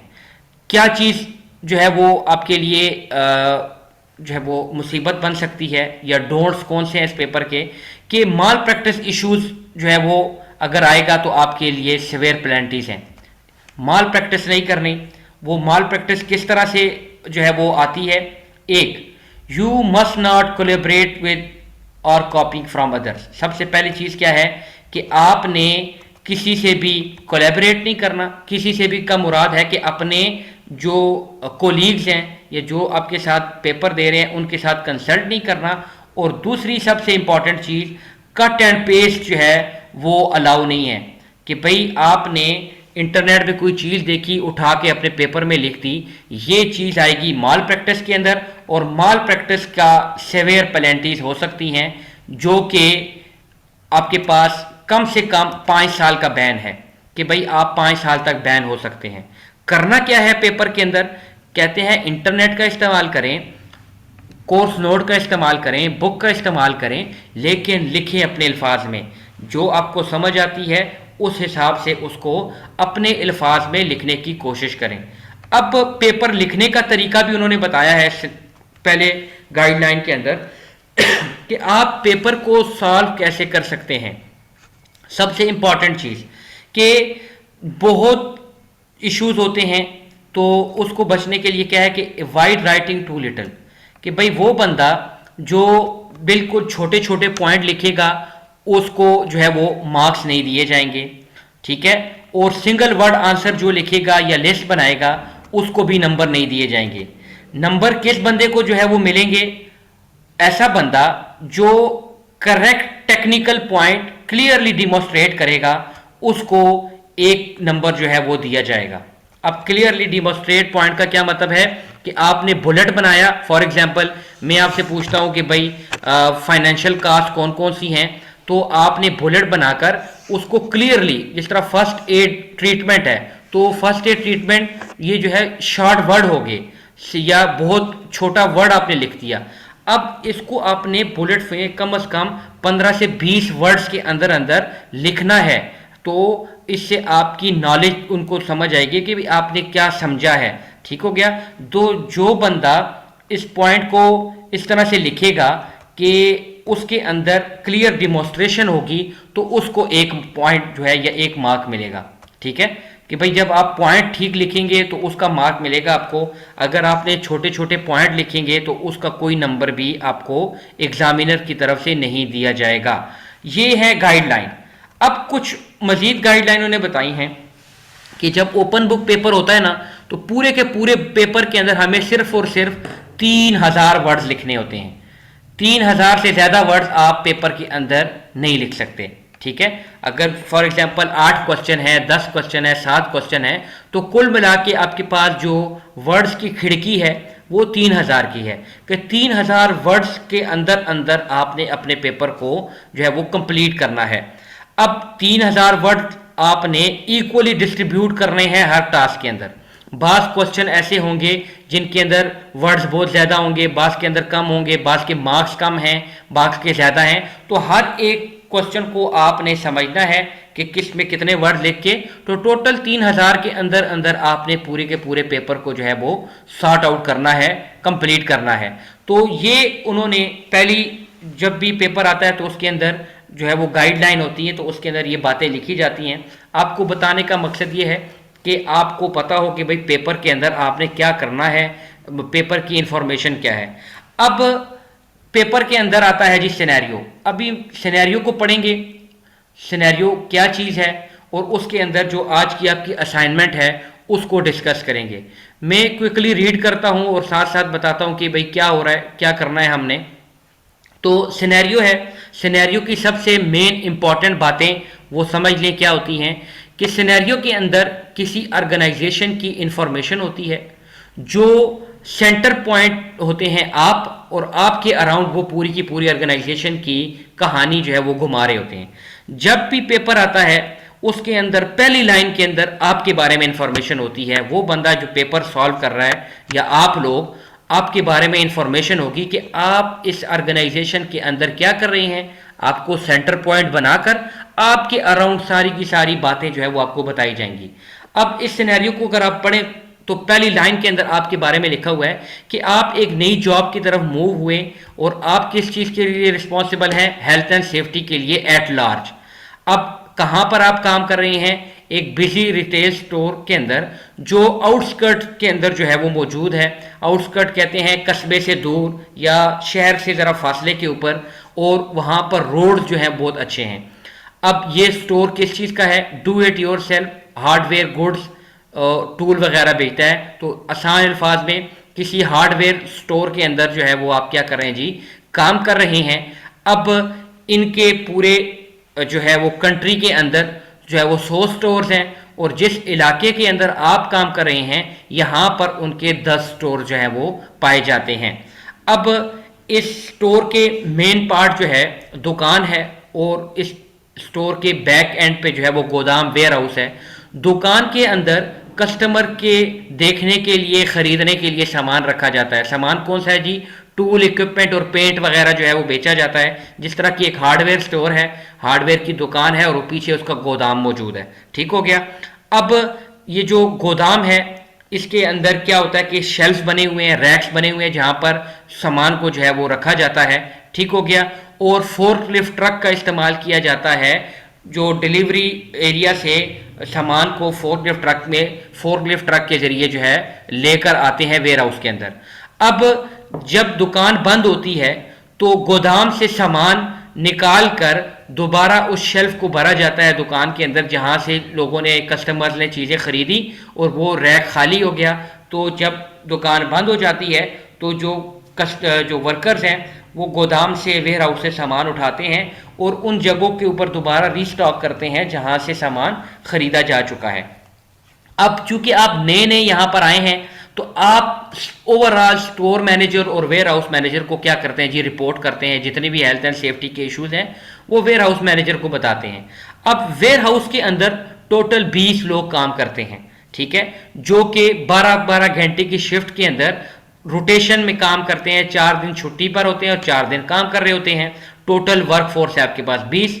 अब आपने चूंकि नई जॉब स्टार्ट की है तो आप जैसे ही जो है वो जाते हैं वेयर हाउस के अंदर तो आपको हर जगह रूल ब्रेकिंग नजर आ रही होती है, ठीक है। आप जैसे ही वेयर हाउस के अंदर गए आप देखते हैं रूल ब्रेकिंग किस किस्म की है कि अभी हमने पढ़ा कि जो वेयर हाउस है उसके अंदर जो है वो रैक्स बने हुए हैं। तो जैसे ही आप इंटर होते हैं तो आप देखते हैं रूल ब्रेकिंग है। रूल ब्रेकिंग किस किस्म की है कि जितना भी सामान है वो उनकी ढेरियां लगी हुई हैं। एजल्स का मतलब है ढेरियां लगाना, ठीक है। उसकी ढेरी लगी होती है जी रस्तों के अंदर, तो वो लोगों की जो चलने का रास्ता है उसके अंदर सामान बिखरा पड़ा है, उसकी ढेरियां लगी हुई हैं और रास्ते को बंद किया हुआ है। अब चूंकि वॉकवेज बंद हैं तो लोग जो है वो गाड़ी का रास्ता इस्तेमाल करना जो है उनके लिए मजबूरी हो जाती है, जिस पर फोर्कलिफ्ट ट्रक चल रहा होता है क्योंकि अपना रास्ता बंद है। तो इसी असना में वर्कर आपसे बात करते हैं कि भाई क्योंकि ये सामान जो है वो बिखरा पड़ा होता है तो इस वजह से लोग जो है वो फोर्कलिफ्ट ट्रक के रास्ते से जाते हैं और नियर मिसेस बहुत ज्यादा होते हैं। फ्रीक्वेंट नियर मिसेस का मतलब है कि लोग बहुत दफा बाल बच जाते हैं। किस चीज से? फोर्कलिफ्ट ट्रक और वर्कर की आपस में कोलिजन होते होते बच जाती है, जिसके नतीजे में या कभी कभार वो प्रोडक्ट के साथ जो है वो कोलाइड करता है और स्पिलेजेस होती हैं। ठीक हो गया, क्योंकि हमने अभी पढ़ा कि इस ऑर्गेनाइजेशन के अंदर केमिकल भी है। तो ये जितनी बातें वर्कर आपको बताता है, आप रिकॉर्ड जब देखते हैं तो किसी भी चीज का आपको रिकॉर्ड नहीं मिल रहा होता। आप देखते हैं कि भाई वर्कर ने इतनी कंप्लेन की कि भाई हमारे पास जो है वो सामान बिखरा पड़ा हुआ है, रास्ते बंद हैं और नियर मिसेज हो रहे हैं। जो फोर्कलिफ्ट ट्रक है वो प्रोडक्ट के साथ जाकर कोलाइड करता है, सामान जो है वो रास्तों के अंदर बिखरा पड़ा होता है और स्पिलेजेस हो रही होती हैं। तो इन किसी भी चीज़ का आपको रिकॉर्ड नहीं मिल रहा। तो अब आप क्या करते हैं कि रिकॉर्ड रूम में है तो वहां पर आपको एक चीज़ मिली कि यहाँ पर ओवर द ईयर बहुत ज़्यादा इंजरीज रिकॉर्डेड हो रही हैं। इसका मतलब क्या है कि ये एक ऐसी ऑर्गेनाइजेशन है जिसके अंदर इंजरीज रेट बहुत ज़्यादा है, कि बार बार फ्रीक्वेंटली इंजरीज हो रही हैं। अब मोस्ट रिसेंटली आप रिकॉर्ड पढ़ रहे हैं और आपको पता चलता है कि कुछ दिनों में क्या हुआ था, एक एक्सीडेंट हुआ जिसके अंदर कोलिजन हुई एफएलटी की वर्कर के साथ, और जो एफएलटी का ड्राइवर है वो क्या है जी, बहुत ज़्यादा यंग है। ठीक हो गया। अब एक्सीडेंट हुआ कैसे? इन्वेस्टिगेशन रिपोर्ट आप पढ़ रहे हैं तो इन्वेस्टिगेशन पे पता चलता है कि एक्सीडेंट ऐसे हुआ कि ये जो यंग फोर्कलिफ्ट ट्रक ड्राइवर है इसने बहुत देर से ब्रेक दबाई। ब्रेक क्यों दबाई? क्योंकि वो अपने मोबाइल के साथ खेल रहा था और उसके सामने अचानक जो है वो वर्कर आ जाता है, तो वो बहुत जोर से ब्रेक दबाता है और मोबाइल क्योंकि वो खेल रहा होता है तो ब्रेक थोड़ी लेट लगती है, तो वो जाकर फोर्कलिफ्ट ट्रक सामान में टकराता है और उसके ऊपर जो सामान पड़ा होता है वो वर्कर जो पास से गुजर रहा है उसके ऊपर गिरता है और उसकी इसी असना में उसकी लात जो क्या है जी वो टूट जाती है। ठीक हो गया। अब ये एक एक्सीडेंट हो गया जो कि आपने रिकॉर्ड रूम में जाकर पढ़ा। अब उसमें लिखा हुआ है कि उसको अर्जेंट हॉस्पिटल ट्रीटमेंट जो है वो देनी पड़ी। अब हम फाइनेंशियल कास्ट जो अभी हम पढ़ रहे थे उसकी तरफ आ रहे हैं कि अर्जेंट हॉस्पिटल ट्रीटमेंट देनी पड़ गई। जो अस्पताल था वो 8 किलोमीटर जो है उस एरिया से दूर है। ठीक है। वर्कर 6 हफ्तों के लिए काम से गैरहाजिर है या उसको रिकवरी के लिए 6 हफ्ते लगेंगे, और जो इंजर्ड वर्कर है वो लीगल एडवाइस भी जो है वो सीकिंग लीगल एडवाइस कि वो चाहता है कि भाई मैं अब इनके ऊपर जो है लीगल एडवाइस लेने का सोच रहा है ताकि मुझे कंपनसेशन जो है मैं क्लेम कर सकूं। अब उसी दौरान आप पढ़ते हैं कि भाई वर्कर जो एब्सेंस है और टर्नओवर बहुत ज्यादा है, कि लोग छुट्टियां भी बहुत करते हैं और काम छोड़कर भी बहुत ज्यादा चले जाते हैं और इसका रेट बहुत ज्यादा हाई है वेयर हाउस के अंदर। कोई हेल्थ एंड सेफ्टी का रिप्रेजेंटेटिव मौजूद नहीं है। वर्कर आपको यह भी बताता है कि इन्होंने काफी दफा मैनेजमेंट को कंप्लेन की, लेकिन मैनेजमेंट जो है वो वेयर हाउस के अंदर कभी कभार नजर आती है। रोजाना नहीं, कभी रेयरली, बहुत रेयर है कि हम मैनेजमेंट को जो है वो देखते हैं ऑर्गेनाइजेशन के अंदर मौजूद है और आपने किसी भी कंप्लेन का रिकॉर्ड जो है वो आपको ना मिला। अब आप क्या करते हैं, क्योंकि आप नई जॉब के अंदर हैं तो आप अपने रोल्स एंड रिस्पॉन्सिबिलिटीज को समझते हुए क्या करते हैं, ओवरऑल वेयर हाउस मैनेजर से जाकर बात करते हैं, उसे कन्विंस करने की कोशिश करते हैं कि भाई हमें कुछ करने की ज़रूरत है ताकि हेल्थ एंड सेफ्टी को इम्प्रूव किया जा सके वेयर हाउस के अंदर। ठीक हो गया। तो यू आर टोल्ड दैट, वो आपको बताता है भाई हमारे पास इस काम को करने के लिए कोई पैसा मौजूद नहीं है, अगर होता भी तो हम ये बहुत ज़्यादा डिस्टर्बेंस पैदा करता है। तो जो हमारे पहले चैप्टर अभी हमने पढ़ा उसका मेन मोटिव क्या है कि लोग क्यों हेल्थ एंड सेफ्टी को मैनेज नहीं करते, तो एक वो समझते हैं कि भाई इसमें पैसा बहुत ज़्यादा होता है और दूसरी चीज़ कि ये बहुत ज़्यादा डिस्टर्बेंस पैदा करती है हेल्थ एंड सेफ्टी, तो इस वजह से हेल्थ एंड सेफ्टी को फॉलो नहीं किया जाता। तो इसी तरह मैनेजर का जो रवैया है वो भी यही है कि भाई हमारे पास इस काम को करने के लिए, इस काम से मुराद हेल्थ एंड सेफ्टी को जो है वो सॉल्व करने के लिए हमारे पास कोई भी पैसा मौजूद नहीं है, अगर होता भी तो इसमें बहुत ज़्यादा डिस्टर्बेंस जो है वो पैदा होती है। अब क्योंकि ये एक्सीडेंट हुआ, इस एक्सीडेंट के नतीजे में होता क्या है कि इन्फोर्समेंट एक्शन होता है। एक लेबर इंस्पेक्टर पुलिस वाला आ गया, पुलिस वाले ने एक्शन लिया, एक्शन लेकर उसने फॉर्मल आर्डर दिया। ये इंशाल्लाह कल वाली क्लास के अंदर हम पढ़ेंगे कि फॉर्मल आर्डर क्या चीज़ है, कि भाई उसने लिखत में आपको कोई चीज़ नोटिस, इम्प्रूवमेंट नोटिस दे दिया कि भाई आप हेल्थ एंड सेफ्टी को जो है इम्प्रूव करें, क्योंकि एक्सीडेंट हुआ, आपके पास जो है पुलिस की अथॉरिटी आई, उसने आपको जो है वो एक्शन लिया, आपके ऊपर फॉर्मल आर्डर दे दिया। अब इंस्पेक्टर थिंक्स, अब इंस्पेक्टर भी जो है वो आपके हालात, इस वेयर हाउस के हालात देखकर क्या बताता है कि it is the only matter of time, कि बस ये वक्त की बात है कि दोबारा अगर कोई एक्सीडेंट हुआ तो कोई बंदा मोर सीरियसली इंजर्ड होगा या जो है वो मर जाएगा, जिस तरह के आपके हालात लग रहे हैं। ठीक है, वो क्या बताता है कि जिस तरह के आपके हालात हैं, मुझे लगता है, उसने खदशा जाहिर किया कि मुझे लगता है कि कोई बहुत ज़्यादा इंजर्ड या मौत का शिकार हो सकता है इस वेयर हाउस के अंदर। फिर इंस्पेक्टर चूंकि आया है, अब वो रिटर्न रिस्क असेसमेंट देख रहा है, तो उसे लगता है कि भाई ये आपकी रिटर्न रिस्क असेसमेंट बहुत जनरल है। ठीक है, तो रिस्क असेसमेंट जनरल है, इसके अंदर वो रिस्क मौजूद ही नहीं है जो एक्चुअली वेयर हाउस के अंदर होने चाहिए। कहीं से जिस तरह अपनी ज़बान में समझ लें, कहीं से गूगल से उठा के जिस तरह चिपका दी हो, उस तरह की रिस्क असेसमेंट जो है वो मौजूद है, जो वेयर हाउस से बिल्कुल मिलती जुलती नहीं है। तो इंस्पेक्टर जो है वो ये भी कहता है कि भाई आपको अपनी मैनेजमेंट सिस्टम ठीक करने की या अपने वेयर हाउस का सिस्टम ठीक करने की बहुत ज़्यादा ज़रूरत है। अब चूंकि आप नए नए हैं, आप उससे जो है पॉसिबल इम्प्रूवमेंट की बात करते हैं इंस्पेक्टर से। वो क्या है कि जो हेल्थ एंड सेफ्टी को कैसे इंप्रूव करें, तो आपने एक सोल्यूशन पेश किया। सोल्यूशन क्या है कि ये जो फोर्कलिफ्ट ट्रक के रास्ते हैं और वर्कर्स हैं, इनके दरमियान बैरियर्स लगा दें और पेडेस्ट्रियन वॉकवेज को और गाड़ियों के रास्ते को अलग अलग कर दें। ठीक है, ये आपने पॉसिबल सोल्यूशन बताया कि इस हेल्थ एंड सेफ्टी को इस वेयर हाउस के अंदर इंप्रूव ऐसे किया जा सकता है कि लोगों के रास्ते को और फोर्कलिफ्ट ट्रक के रास्ते को सेग्रीगेट का क्या मतलब है, जुदा जुदा करना, कि इनको जुदा कर दिया जाए। In addition you tell the inspector that you will review health and safety performance internally and externally, और साथ में आप उसको बताते हैं कि मैं जो परफॉर्मेंस है उसके ऊपर भी इंटरनली और एक्सटर्नली जो है वो नज़र रखूंगा, ताकि कंपैरिजन पिछले साल से हो सके कि भाई पीछे क्या होता रहा है और नेक्स्ट क्या होता रहा है। ये पॉसिबल जो है वो सोल्यूशन आप पेश करते हैं, और यहाँ पर आपका सिनेरियो जो है वो टोटली एंड हो जाता है कि भाई एक ऐसी ऑर्गेनाइजेशन जो कि रिटेल स्टोर है, एक हार्डवेयर का स्टोर है, जिसके फ्रंट पे दुकान और बैक एंड पे गोदाम वेयर हाउस है, वहाँ पर आप नए नए जॉब कर रहे हैं। आप वहाँ पर देखते हैं कोई भी काम उनका सीधा नहीं है, रस्तों के अंदर सामान बिखरा पड़ा है, नियर मिस वहाँ पर हो रहे हैं, एक्सीडेंट वहाँ पर हाई है, लोग वहाँ से काम छोड़कर चले जाते हैं, मैनेजमेंट कभी कभार नज़र आती है, और कोई भी काम के लिए पैसा जो है वो मैनेजमेंट कहती है हमारे पास नहीं है, हेल्थ एंड सेफ्टी का बेड़ा गर्क हुआ है, एक्सीडेंट हो गया है, उसकी वजह से आपको फाइनेंशियली नुकसान भी हो रहा है, वो आपको बताया भी गया है कुछ ना कुछ। तो इसी उसके अंदर ना इंस्पेक्टर आता है, वो आपसे बातचीत करता है, आप उसको एक सोल्यूशन पेश करते हैं। अब इसी सोल्यूशन के ऊपर आपका क्वेश्चन नंबर 1 जो है जो आज की आपकी असाइनमेंट भी है, उसको हम पढ़ते हैं कि वो क्या है।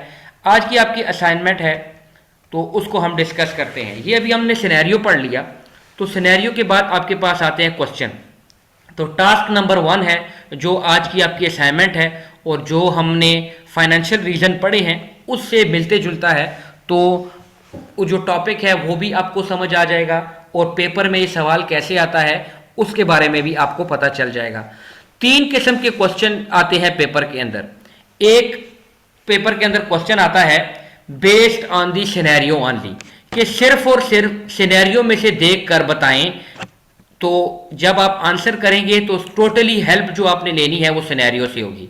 एक क्वेश्चन इस किस्म का आता है जिसमें लिखा हुआ है you should support your answer where applicable using relevant information from scenario, कि भाई आप जो है वो सिनेरियो से भी हेल्प लें, इंटरनेट से भी हेल्प लें, ठीक हो गया, ताकि इस क्वेश्चन को आप सॉल्व कर सकें। क्वेश्चन क्या है जरा गौर से सुनिएगा। What financial argument could you use to justify your proposed recommendation to segregate FLTs and the workers? अभी आखिरी पैराग्राफ के अंदर हमने पढ़ा कि आप इंस्पेक्टर को बताते हैं कि हेल्थ एंड सेफ्टी को इम्प्रूवमेंट करने के लिए आप ये काम करेंगे कि रस्तों को जुदा जुदा करेंगे, ठीक हो गया, ताकि एक्सीडेंट ना हो। अब ऊपर उससे ऊपर वाले जो है वो हमने पैराग्राफ के अंदर ये पढ़ा कि आप वेयर हाउस मैनेजर को कन्विंस कर रहे हैं। तो ये क्वेश्चन बिल्कुल इसी तरह का है कि भाई आपकी मैनेजमेंट कहती है हमारे पास पैसा नहीं है, तो वो कौन से फाइनेंशियल आर्गूमेंट हैं जिसका इस्तेमाल करते हुए आप ये जस्टिफाई करेंगे कि हमें रस्तों को अलग अलग करना है, जो फोर्कलिफ्ट ट्रक का रास्ता है और वर्कर्स को हम आपस में क्या कर दें, जुदा कर दें, तो उससे ताकि हेल्थ एंड सेफ्टी इंप्रूव हो। तो वो कौन से फाइनेंशियल आर्गुमेंट आप इस्तेमाल करेंगे ताकि आपका बताया हुआ सोल्यूशन जो है, प्रपोज सोल्यूशन, वो जो है वो इम्पोज किया जा सके वर्क प्लेस के अंदर, ठीक हो गया। ये है आपका क्वेश्चन। अभी हम आपके क्वेश्चन लेते हैं, ठीक हो गया।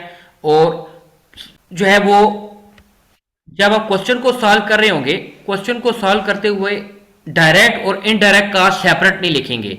जब भी ओपन बुक पेपर के अंदर इस तरह का क्वेश्चन आ जाए तो सेपरेट लिखने की जरूरत नहीं होती, एक तरह ही एक जैसे ही आप लिखते जाते हैं कि भाई क्या क्या पॉसिबल आंसर हो सकता है। अब फाइनेंशियल आर्गुमेंट या फाइनेंशियल रीजन कौन कौन से हैं कि एक्सीडेंट हुआ तो उसके अंदर जिस तरह सिनेरियो में भी लिखा हुआ है कि आपको हॉस्पिटल ट्रीटमेंट जो है वो देनी पड़ी वर्कर को, ये भी एक फाइनेंशियल रीजन है। फिर वर्कर 6 हफ्तों के लिए काम से गैरहाजिर है, तो अभी हमने उसको पढ़ा था वर्कर सिक पे, वो भी इसमें आएगा। फिर लीगल कंपनसेशन है कि आपने जो है वो कंपनसेशन अमाउंट जो है वो पे करनी होगी, वो भी लीगल रीज़न है। इसी तरह अभी आप पढ़ रहे हैं सिनेरियो के अंदर कि भाई कोलिजन होती है फोर्कलिफ्ट ट्रक की सामान के साथ, तो सामान ज़ाया होता है। तो अभी हमने फाइनेंशियल रीज़न के अंदर पढ़ा है कि जब कोई सामान ज़ाया होगा उसकी भी कास्ट किसके ऊपर पड़ेगी, एम्प्लॉयर के ऊपर, वो भी फाइनेंशियल आर्गूमेंट है। तो फाइनेंशियल रीज़न जो अभी हमने पढ़े हैं उसी को समझते हुए आपने इस क्वेश्चन का जो है वो आंसर करना है। अब ज़रूरी नहीं कि जो बुक के अंदर लिखे हैं सारे के सारे अप्लाई होते हों, तो कुछ अप्लाई होंगे, कुछ अप्लाई नहीं होंगे। टोटल 10 नंबर का ये क्वेश्चन है, तो कम से कम आपने इसके अंदर 10 पॉइंट तो कम से कम हर बंदे ने जो है वो लिखने हैं, और हर पॉइंट जो है वो कम से कम 20 वर्ड्स का होना चाहिए। अब 20 वर्ड कैसे लिखेंगे, यही आपके जो है वो इंग्लिश राइटिंग स्किल जो है वो टेस्ट होंगे कि भाई आपने एक वर्ड, अब जिस तरह फर्स्ट एड है, फर्स्ट एड ट्रीटमेंट है, या जिस तरह सिनेरियो के अंदर लिखा हुआ है कि आपने हॉस्पिटल ट्रीटमेंट उसको ज़रूरत पड़ी, इसको अब 20 वर्ड्स के अंदर लिखना है आपने। तो ये अब आपका जो है वो मेन टास्क है जिसको आपने सॉल्व करना है, सॉर्ट आउट करना है, ठीक हो गया जी। एक एक बंदा क्वेश्चन पूछता जाए, किसी को जो भी क्वेश्चन है वो पूछे ताकि बाकियों को भी उससे फायदा हो जी। सर ये मेरा एक सवाल है। जी जी जी, मैं आपको बता रहा हूँ कि क्वेश्चन का जब आप आंसर करते हैं, अच्छा आंसर जो निबोश को जो है वो एक्सेप्टेबल है, वो हम कैसे लिख सकते हैं। अब सबसे पहले हमने ओपनिंग पैराग्राफ लिखना होता है। ओपनिंग पैराग्राफ कैसे होता है कि अब मैं बताता हूँ कि आई विल, ये लिखा क्यों नहीं जा रहा भाई,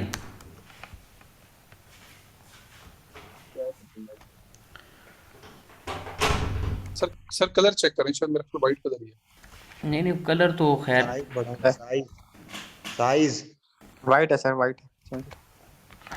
हाँ ठीक हो गया। अच्छा क्वेश्चन है, देखें क्वेश्चन में लिखा हुआ है व्हाट विल यू कंसिडर। तो जब हम आंसर करेंगे तो उसमें हम क्या लिखेंगे, I will justify my propose recommendation of segregating the FLTs। FLT का मुराद है forklift truck, by using the following financial arguments। ठीक है, अब उसके बाद पहला बुलेट पॉइंट, इसके अंदर हम जो है वो लिखेंगे कि भाई क्या है। फॉर एग्जांपल मैं कहता हूं, जिस तरह हमारे पास सिनेरियो में भी है कि मेडिकल ट्रीटमेंट। अब इसको लिखने का तरीका क्या होगा, मेडिकल ट्रीटमेंट मैंने फॉर एग्जांपल एक पॉइंट बना लिया आपके लिए। अब इसको लिखने का तरीका ये है कि हमारे पास मेडिकल ट्रीटमेंट दी जा रही है, अब हमने इसको आर्गुमेंट के तौर पर बताना है कि भाई देखें due to recent accident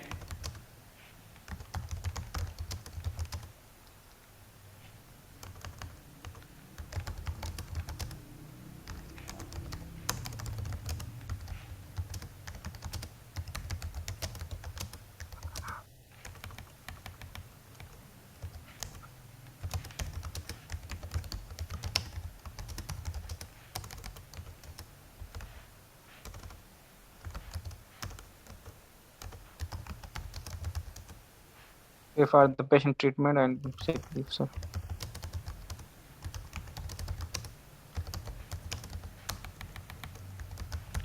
Hi sir, this is Ahmed. Sorry to cut you off. जी, Sir, नहीं, actually, जी। I can't see the screen, sir. Okay, I will share it again. Yeah, sure, please. Thanks. So is it okay now? Yeah, sir. Fine. Thanks.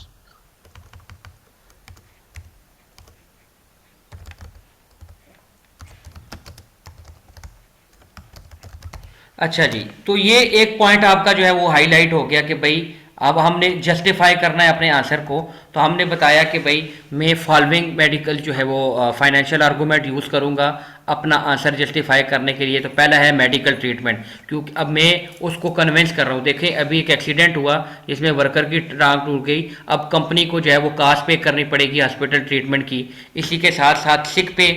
ठीक है, ये सारी scenario में बातें लिखी हुई हैं। ठीक है, सिक पे को मैं कैसे लिखूंगा कि भाई ये जो एक्सीडेंट के जैसे वर्कर 6 हफ्तों के लिए जो है वो काम से चला गया, अब इसको 6 हफ्तों तक जो पैसे देने पड़ेंगे वो भी कंपनी को नुकसान हो रहा है। इसी तरह रोज़ाना हमारे जो है इक्विपमेंट जो है वो या मटेरियल डैमेज होता है।